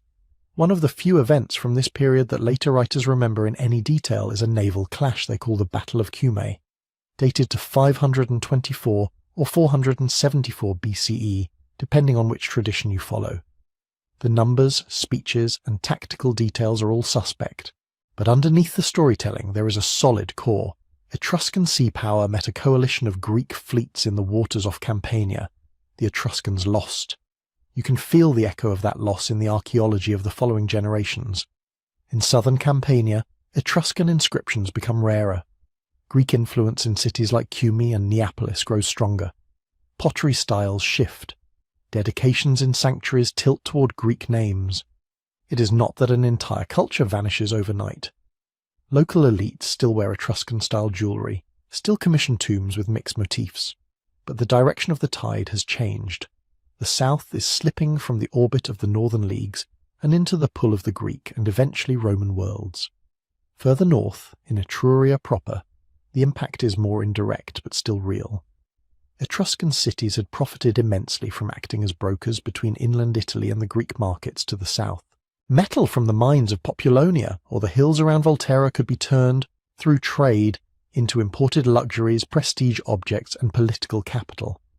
If Greek fleets limit Etruscan access to Campanian ports, or if southern clients begin dealing with Greeks directly, those profits shrink. Trade competition at sea translates into budget problems at home. Meanwhile, other pressures are building on land. The northward expansion into the Po Valley, that once looked like a glittering opportunity, also stretches Etruscan resources. Maintaining influence over far-flung northern communities requires garrisons, alliances, and constant attention. And on the horizon beyond those northern plains, new groups appear, Celtic-speaking peoples pushing over the Alps, exploring the river systems that drain south toward Etruscan towns. What we call the decline of Etruscan power is, in this light, less a single collapse than a complicated rearrangement of stresses. To the south, Greek naval coalitions bite into their maritime dominance. To the north, Celtic movements threaten the relatively recent gains in the Po. Inside Etruria, the old pattern of city leagues, loose federations who meet in sanctuaries and vote on common matters, struggles to generate the kind of unified response that a multi-front crisis demands. Some cities adapt by looking inland, away from risky sea routes. They double down on controlling river valleys, on taxing caravans, on acting as middlemen between hill communities and coastal markets that are now as likely to be Greek or, later, Roman as Etruscan. Others, more exposed, more dependent on maritime revenue, begin to fade earlier. Their monumental building programs slow, the richness of their tomb goods declines, their political weight in the councils of the leagues diminishes. The map of influence, once a relatively continuous band from the Po to Campania, starts to look patchier. Against this background of Greek rivalry and internal strain, Rome's story begins to change tempo. In the regal period, Rome is just one more ally, one more pawn, in the games of greater powers. Etruscan cities support one claim to the Roman throne or another. Latin neighbours switch sides depending on who seems stronger that year. But once the Roman monarchy falls, once the Tarquins are expelled in the late 6th century BCE, at least in Roman telling, Rome turns outward with a different kind of energy. It fights its Latin neighbours, not as a client of Etruscan kings, but as a city determined to secure its own hinterland. It makes and breaks treaties with other central Italian peoples. In that process, it keeps bumping up against Etruscan interests. Veii, just across the Tiber to the north, becomes the focal point of this new phase.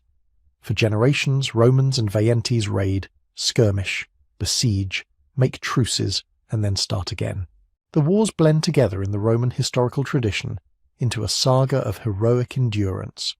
Behind the literary flourishes lies a geographic fact.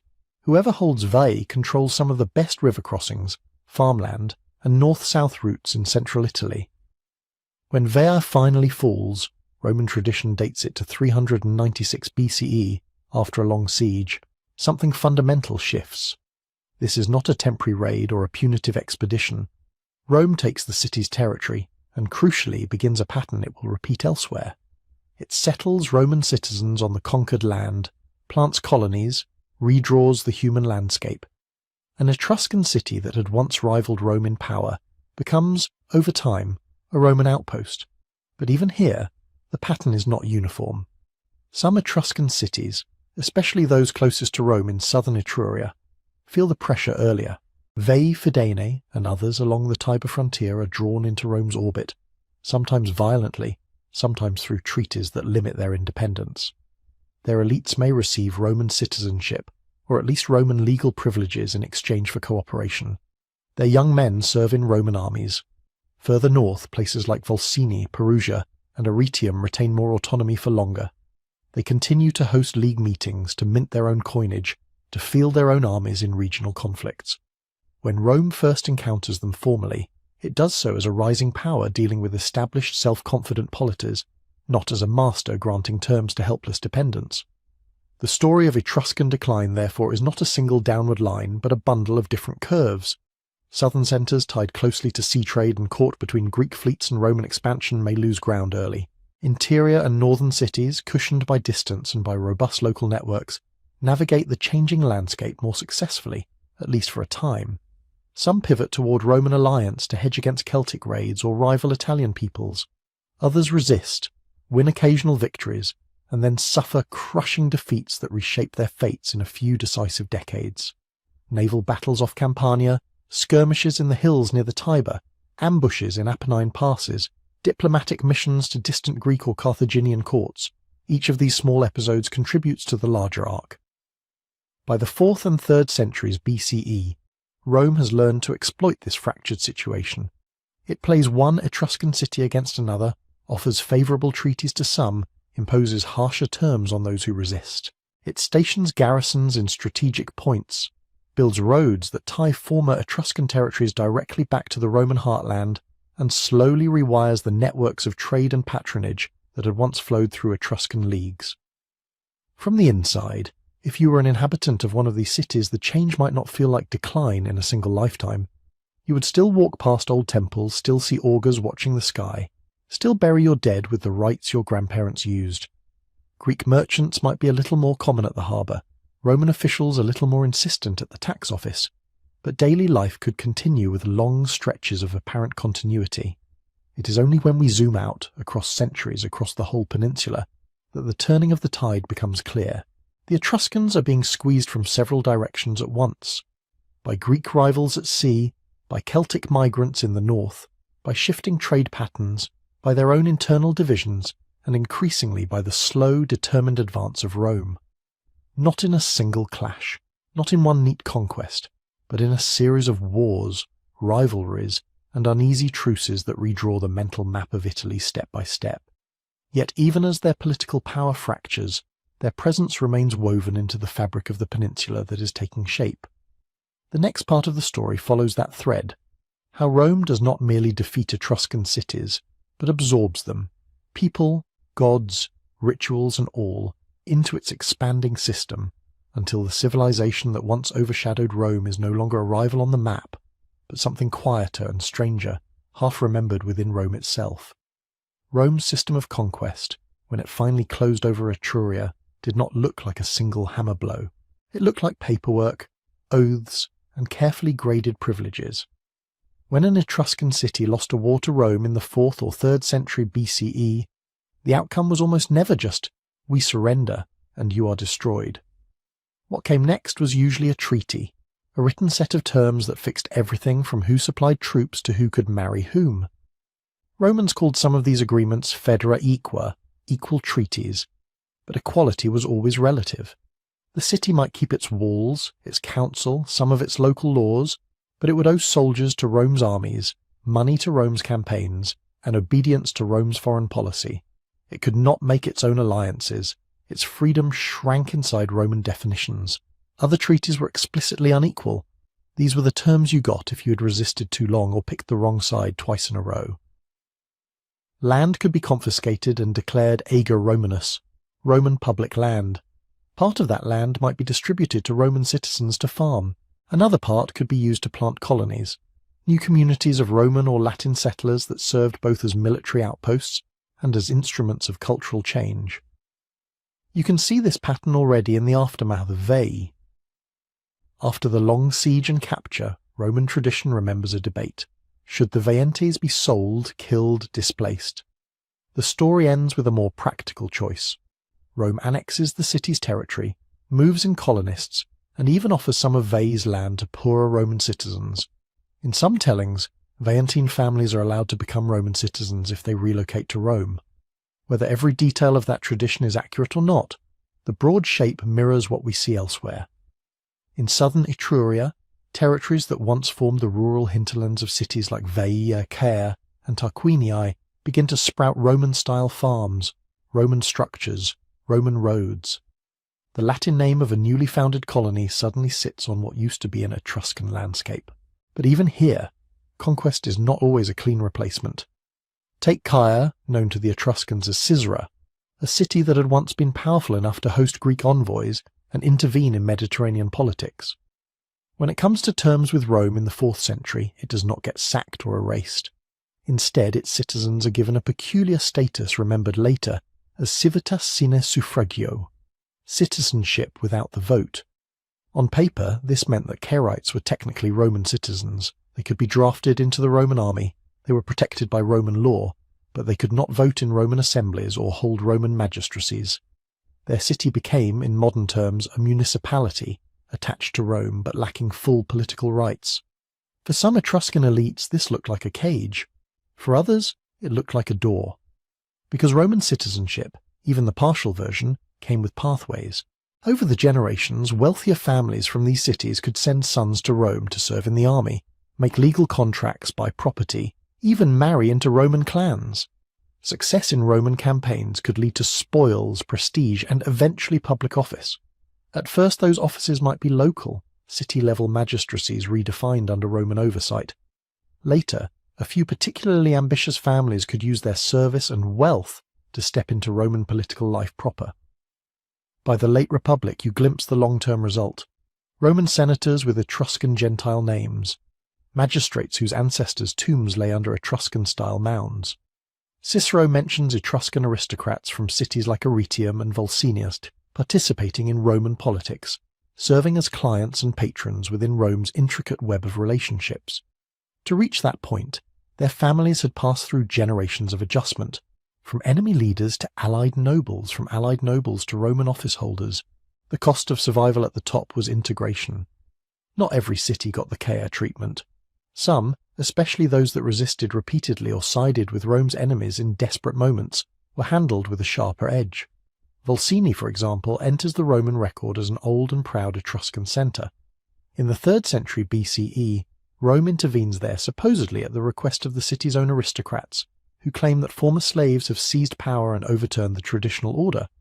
Roman armies come, the conflict ends, and then something drastic happens. The old hilltop Volsini is stripped of its status, and a new community, Volsini Novi, is founded on lower ground under Roman direction. Whether or not the story about rebellious freedmen is accurate, the archaeological reality is clear. A city is physically relocated, its political institutions restructured, its elite lineages survive in some form because they are the ones negotiating the surrender and the move, but they now operate inside a Roman framework.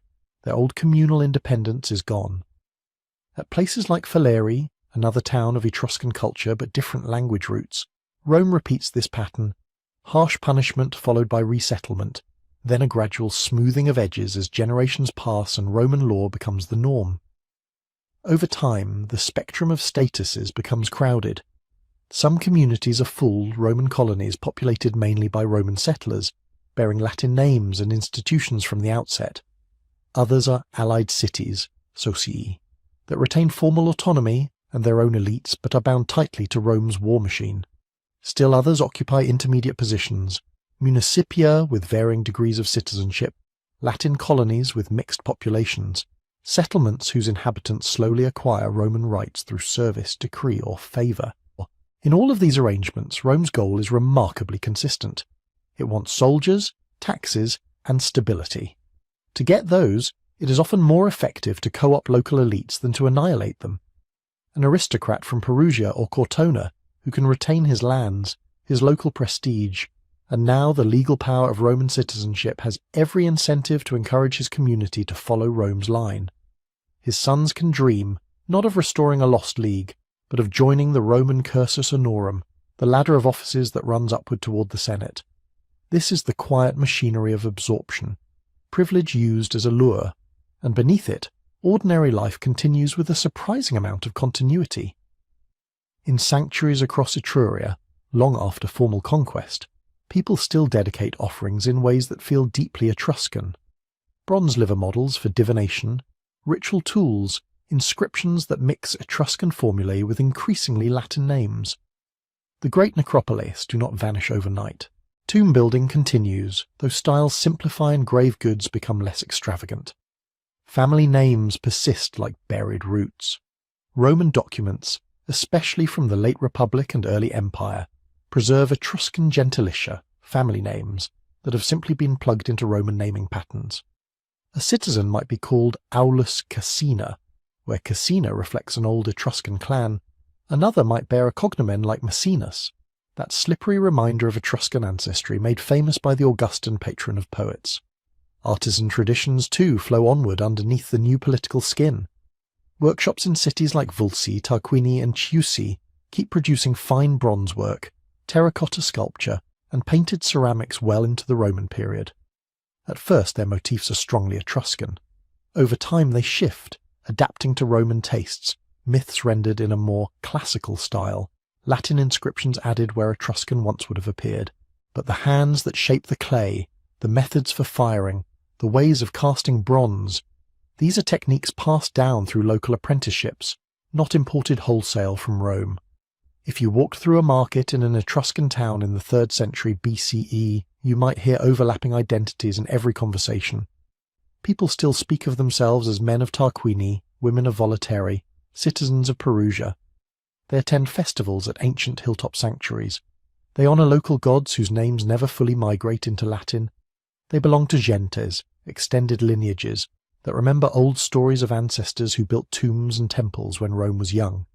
And yet, above and around that local world, a second identity is taking hold. Legal matters increasingly go through Roman frameworks. Young men travel to distant campaigns under Roman standards. The coinage in circulation bears Roman symbols, Roman magistrates' names, Roman gods. Taxation, census-taking, jurisdiction in serious crimes. All of these are drawn slowly but steadily into Roman hands. There is one realm where erosion is especially stark, language. For a while, Etruscan and Latin coexist.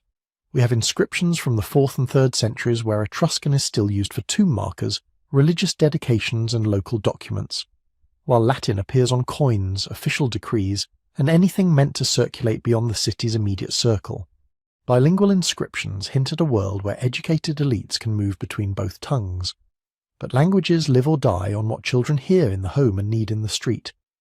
As Roman law courts, army units, and broader trade networks become essential avenues for advancement, Latin gains an irresistible advantage. A family hoping their sons will succeed as officers, merchants, or municipal officials turns increasingly to Latin instruction. Etruscan can linger for a while as a sacred language of ritual and priestly law, but once it is no longer needed for power, its future narrows to the walls of temples and the memories of specialists. By the 1st century BCE, the written trail thins dramatically. We still find Etruscan words in glossaries, fragments in Roman authors who quote old religious texts or comment on antiquarian curiosities. We see Etruscan names hiding inside Latinized forms. But the living language, spoken, joked in, argued in, sung in, has largely fallen silent. Independent institutions go the same way. City councils that once debated foreign policy now discuss local markets, road repairs, and temple maintenance within the limits of Roman law. League meetings at old sanctuaries lose their diplomatic bite. They might still coordinate festivals, manage shared cults, or arbitrate minor disputes, but they no longer decide war and peace. That authority has migrated south, along the roads Rome built, straight into the hands of magistrates on the Tiber. The result is a strangely double world. On the surface, the map shows an Italy full of Roman colonies, municipal towns, allies bound by treaty. Underneath, in cemeteries, kitchens, workshops and shrines, patterns laid down in the Etruscan centuries continue. People perform divination in ways Rome adopts and rebrands as part of its own Etrusca disciplina. Families cherish ancestor masks and genealogies that stretch back before citizenship. Craftsmen shape roof tiles and bronze mirrors with techniques learned from masters whose masters once signed their work in Etruscan characters. Absorption, in this sense, is not simple disappearance. It is a long, uneven process in which one system, Roman law, Roman citizenship, Roman military organization, wraps itself round another, drawing out its resources and talents, while gradually loosening its separate voice. By the time the Roman world turns east toward Greece, Carthage, and beyond, Etruria is no longer a rival, no longer a politically distinct civilization. It has become a region, a memory, and a set of customs hidden inside Roman religion and Roman names. The civilization that once taught Rome how to build temples and read the sky now lives on mostly as something Rome says it has always had. Erasure doesn't usually look like burning libraries and smashed statues. Most of the time, it looks like someone else telling your story for you. By the late Republic and early Empire, almost everything people knew about the Etruscans came through Roman voices. The old priestly colleges still preserved some secret books, some ritual formulas, but when history was written in Latin, with Roman concerns, the Etruscans became characters in someone else's narrative. Think of Livy, writing in the age of Augustus, looking back over those early centuries. He has Etruscan kings ruling Rome, Etruscan armies marching, Etruscan tyrants being overthrown by brave Republican Romans. But his sources are already filtered. Old annals, family traditions, temple records, all reworked across generations who had grown up with Rome as the default centre of the story. When Livy says, the Etruscans did this, what he often means is, later Romans believed the Etruscans did this. That's a quiet kind of erasure. Events that were once part of an Etruscan city's own history, its founding, its wars, its heroes, get relabeled as prehistory of Rome. The spotlight moves, and whatever is still visible at the edge is described not as its own world, but as the background scenery for Roman beginnings. You can see this in the way Roman authors talk about kings like Tarquinius Priscus and Tarquinius Superbus. In Etruscan terms, these would have been aristocrats from specific cities, with lineages, alliances, rivalries inside the Etruscan league system.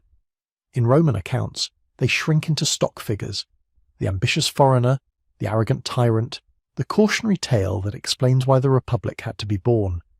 Their Etruscanness becomes a colour, a flavour, an explanation for why they are too much, for sober Roman taste. Over time, Etruscan, in Roman texts, stops being the name of a living civilization and hardens into a set of narrative roles. The skilled diviner, the decadent noble with too much gold and too many banquets, the cruel king with exotic customs, the mysterious expert you consult when the gods seem especially angry. Even praise gets turned into a kind of containment. Roman politicians boast that their family has kept the Etruscan rites of the lightning gods, or that they have access to ancient Etruscan books of prophecy. But those rites and books are now stored in Roman temples, managed by Roman magistrates, interpreted for Roman purposes. The knowledge survives, but its original context is dissolved. Stories do the same work as laws. They fix who is central and who is peripheral. Once Etruscan cities no longer write their own histories in a language anyone reads, Rome can rewrite the past so that Etruria is always a prelude, a warning, or a resource, never a peer. Narrative control is one way a civilization gets erased. Physical space is another. Italy is not kind to ruins that are still on valuable land. When a city declines or is resettled, its old stones do not just sit there quietly. They are quarried for new walls, broken down into road fill, stacked into farmhouses. Temples lose their roofs first, then their columns, then their steps. The clean lines of a podium turn into a rough platform under a later church. In Etruria, this happened again and again. An old hilltop settlement is abandoned for a Roman-planned town on lower ground. The new town needs building material. Those ancient blocks carved under Etruscan magistrates become anonymous foundations under Roman streets. Centuries later, medieval towers and Renaissance palaces rise on top, reusing the same stone. Every reuse is practical. None of it feels like erasure to the people doing it. But each layer makes the earlier story harder to see. Looting adds another quiet cut. In the late Republic and early Empire, Roman aristocrats develop a taste for antique objects. Etruscan bronze mirrors, carved ivory boxes, painted vases. Tombs that lay undisturbed for centuries are opened, stripped, and their contents carried away as conversation pieces for Roman villas. By the time antiquarians in the 18th and 19th centuries start digging seriously, many of the richest tombs have already been plundered in antiquity. What is left is a scattered record, beautiful but incomplete. Some Etruscan sanctuaries fare no better. Altars are toppled or simply neglected. Sacred precincts are cut by new roads, overbuilt by baths, theatres and basilicas. The great Fanum Voltumnae, the central sanctuary of the Etruscan League, has been hunted for decades by archaeologists. It may already lie under fields, farmhouses or a later town. It might even have been dismantled so thoroughly that only faint ghost traces remain in the soil. There is probably more Etruria under modern Italy than above it. Every vineyard, every railway cutting, every suburb has a chance of hiding an Etruscan farmhouse, a tomb, a stretch of road. Some have been found when foundations are dug. Many will never be touched. They are erased simply by being in the wrong place when a new street is planned. And while stone and bronze can sleep in the ground for 2,000 years, language is much more fragile. You saw in the last section how Latin slowly took over the legal and political life of Etruscan cities. Once courts, contracts, military commands and tax records are conducted in one language, the others begin to fold inward. Education finishes what politics begins. Roman-style schooling, where it existed, taught reading and writing in Latin, sometimes Greek. Boys from ambitious families learned to compose Latin speeches, quote Latin poets, interpret Roman law. If Etruscan was taught at all, it was as ritual knowledge, formulas to memorize, not a language to reason in. Priests may have guarded Etruscan religious texts and kept some instruction going into the 1st century BCE, but that kind of knowledge tends to be narrow and conservative. It preserves old words unchanged, even as speech on the street moves on. It is like learning to chant in a dead liturgical language you no longer fully understand. Once children stop playing, arguing and dreaming in Etruscan, the language is effectively gone. The shift also changes how people think of themselves. If your grandfather called himself a man of Volaterrae and spoke Etruscan, but your father calls himself a Roman citizen from Volaterrae and speaks Latin, what are you? By the time we reach the early Empire, local identities in Etruria are expressed mostly in Latin terms. A person might still say, I am from Tarquini, might honour local gods whose cults began long before Rome, but their legal name, their official inscriptions, their prayers in public ceremonies, all use the language of the conqueror. Identity quietly tilts. Etruscan becomes not a primary self-description, but an adjective for something specific and limited. In Roman writing you see it attached to specialties. Etruscan haruspices, experts in reading livers and lightning. Etruscan craftsmen famous for bronze work. Etruscan dancers and musicians hired for funerals. Etruscan books of prodigies consulted when comets or earthquakes frighten the city. There is even a sense that Etruscan can mean old-fashioned, arcane, or superstitious. Cicero, who respects Etruscan religious expertise, still frames it as one strand within a Roman whole. Varro, the great Roman scholar, divides theology into categories and slots Etruscan material under the heading useful to the state. Other authors make jokes about Etruscan luxury, Etruscan feasts, Etruscan softness, even while enjoying the imported goods. A word that once named a people and a world is broken into stereotype fragments. Religious seriousness, technical skill, decadent taste, strange old books. When that happens, the civilization is not only politically absorbed and linguistically silenced, it is conceptually flattened. It becomes a set of traits that Romans can pick up and put down as needed. And yet, this is not quite the end of the story. The same empire that helped bury Etruscans under layers of later building also accidentally preserved them. Tombs, sealed for centuries, kept paintings from fading and organic objects from rotting. Abandoned sanctuaries buried by landslides or river silts froze ritual spaces in place.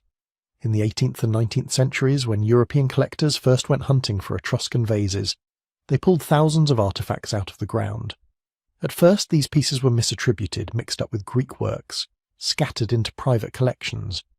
But gradually scholars noticed differences, inscriptions in a strange alphabet, iconography that didn't quite match Greek norms, local styles in bronze and terracotta.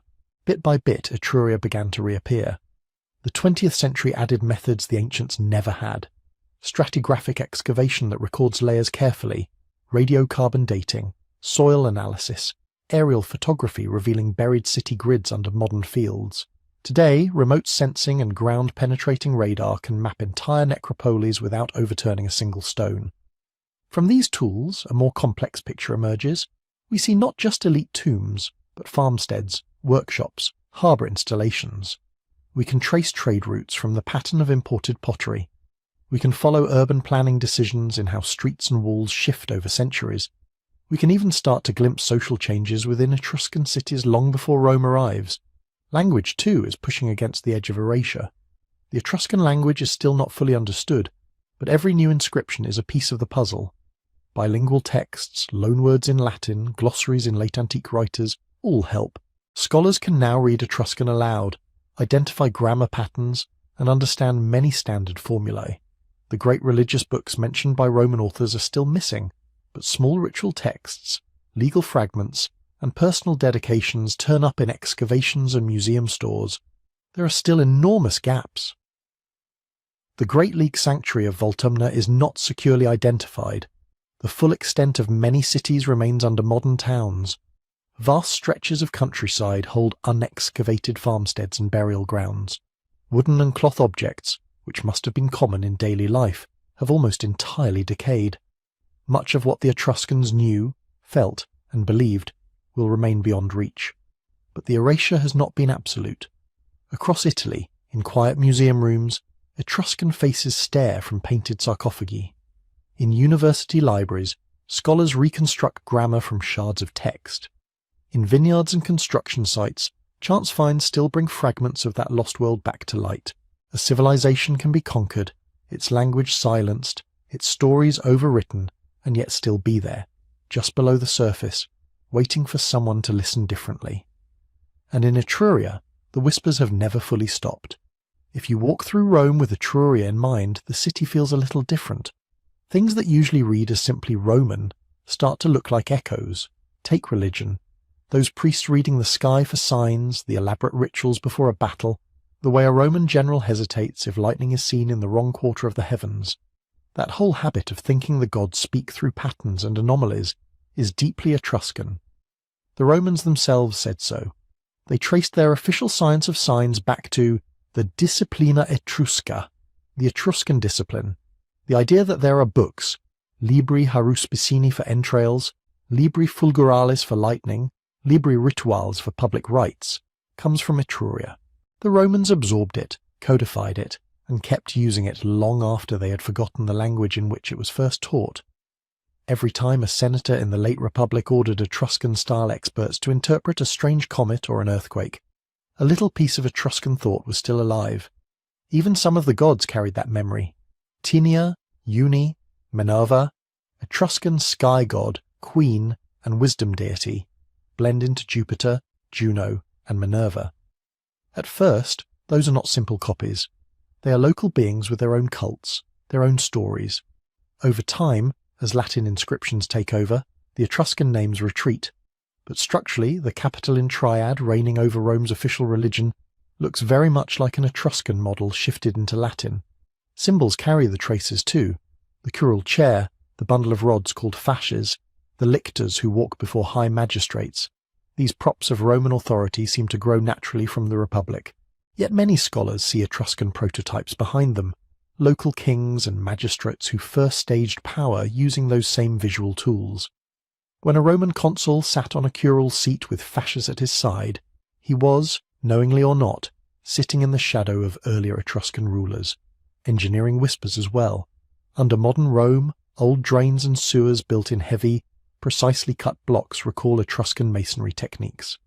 The great Cloaca Maxima, traditionally linked with Etruscan kings, shows that same taste for massive, durable stonework. The arch, which the Romans later perfected in aqueducts and amphitheatres, appears early in Etruscan gateways and tomb entrances, simple but conceptually bold. Take weight off the lintel, curve the stones, let compression do the work.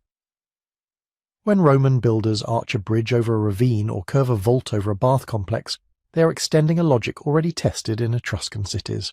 Art carries some of the gentlest echoes. On painted tomb walls in places like Tarquinia, banqueters recline on couches, musicians play flutes and lyres, dancers move in long, looping steps. The scenes look festive, almost Greek at first glance, but the style, the particular way eyes are drawn, the colours, the patterns on clothing is their own. Later, in Roman wall painting and sarcophagi, you sometimes feel a faint continuity. The love of banqueting scenes, the combination of joy and solemnity around death, the way families are shown together in a single frame. Roman art is its own thing, heavily influenced by Greece, but inside it there are small motifs and habits that first took shape in Etruscan studios.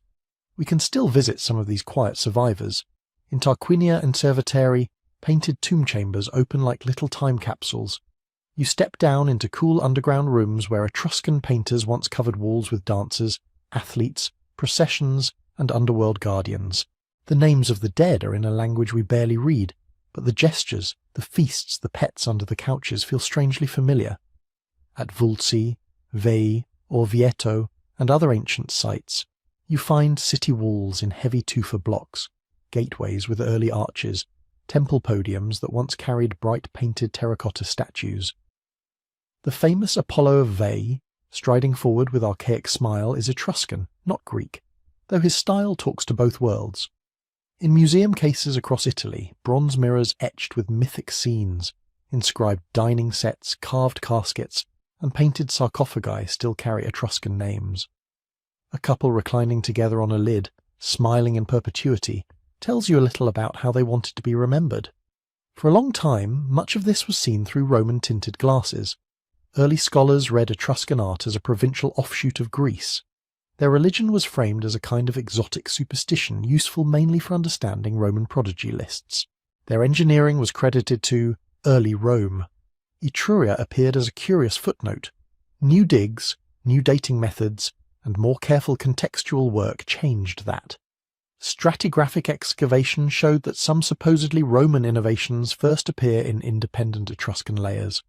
Remote sensing revealed large planned Etruscan cities, where earlier generations saw only scattered villages. Isotope analysis of bones hinted at local diets and mobility patterns. Analysis of trade goods traced Etruscan harbours plugged into wider Mediterranean networks. Even small things shift our picture. A newly found inscription, a child's burial with toys, a workshop full of half-finished bronzes, All of these slowly move Etruria from the margins of Roman history back toward the centre of its own story. Language has inched forward too. Where 19th century scholars saw only an undeciphered script, modern work can read many formulae. We can recognise family relationships, ritual phrases, some legal expressions. We know how to pronounce letters, how to divide words. But we still do not have the long narrative texts, the philosophical works, the full ritual manuals that Roman authors hint at. That is the lingering mystery. What would we know if even one shelf of an Etruscan temple library had survived? If we could read their own histories of their cities, their explanations of their gods, their commentaries on signs in the sky and in the liver? If we could hear their voices arguing, joking, telling stories not about Rome, but about themselves? For now, we read them sideways, through Roman reports, through images and architecture, through fragments on stone and bronze. A great deal has been lost, but not everything. There are still songs in the painted dancer's steps, still prayers in the way a tomb is laid out, still knowledge in the curve of an early arch or the pattern of a bronze mirror. If you listen for it, Etruria is not just a vanished prologue. It is a quiet presence in the fabric of Italy, woven into the stones of cities, the rituals of religion, the symbols of power, even the words carved in Latin on later monuments. As you drift towards sleep, you can imagine those hills and coastlines before Rome's name was ever spoken, dotted with cities that had their own sense of time, their own constellations of meaning. Most of their books are gone. Their language speaks to us only in short breaths. But the civilization that Rome tried to fold into its own beginning is still there at the edges, whispering through symbols and stones, inviting anyone who wants to lean a little closer and listen. So tonight you have walked, in your mind at least, through a peninsula that feels familiar and unfamiliar at the same time. You have seen Italy before legions and emperors, when power moved along sea lanes and hilltop roads under names that are mostly gone. You watched Etruscan cities rise out of volcanic stone, learn to talk to the gods through thunder and livers, carve tombs into soft rock and paint their walls with feasts meant to last forever. You saw them trade, argue, make alliances, and eventually get folded into a larger story that wrote their names smaller and smaller as the centuries passed. The outlines are reasonably clear. A people, or perhaps a network of closely related peoples, flourishing along the Tyrrhenian coast, shaping early Rome, then being absorbed as that city-state turned republic and finally empire. Inside those outlines, almost everything is shaded with uncertainty. Origins debated, language only partly read, beliefs glimpsed through the filter of outsiders who often misunderstood what they were seeing. And yet, from those fragments, a civilization still speaks.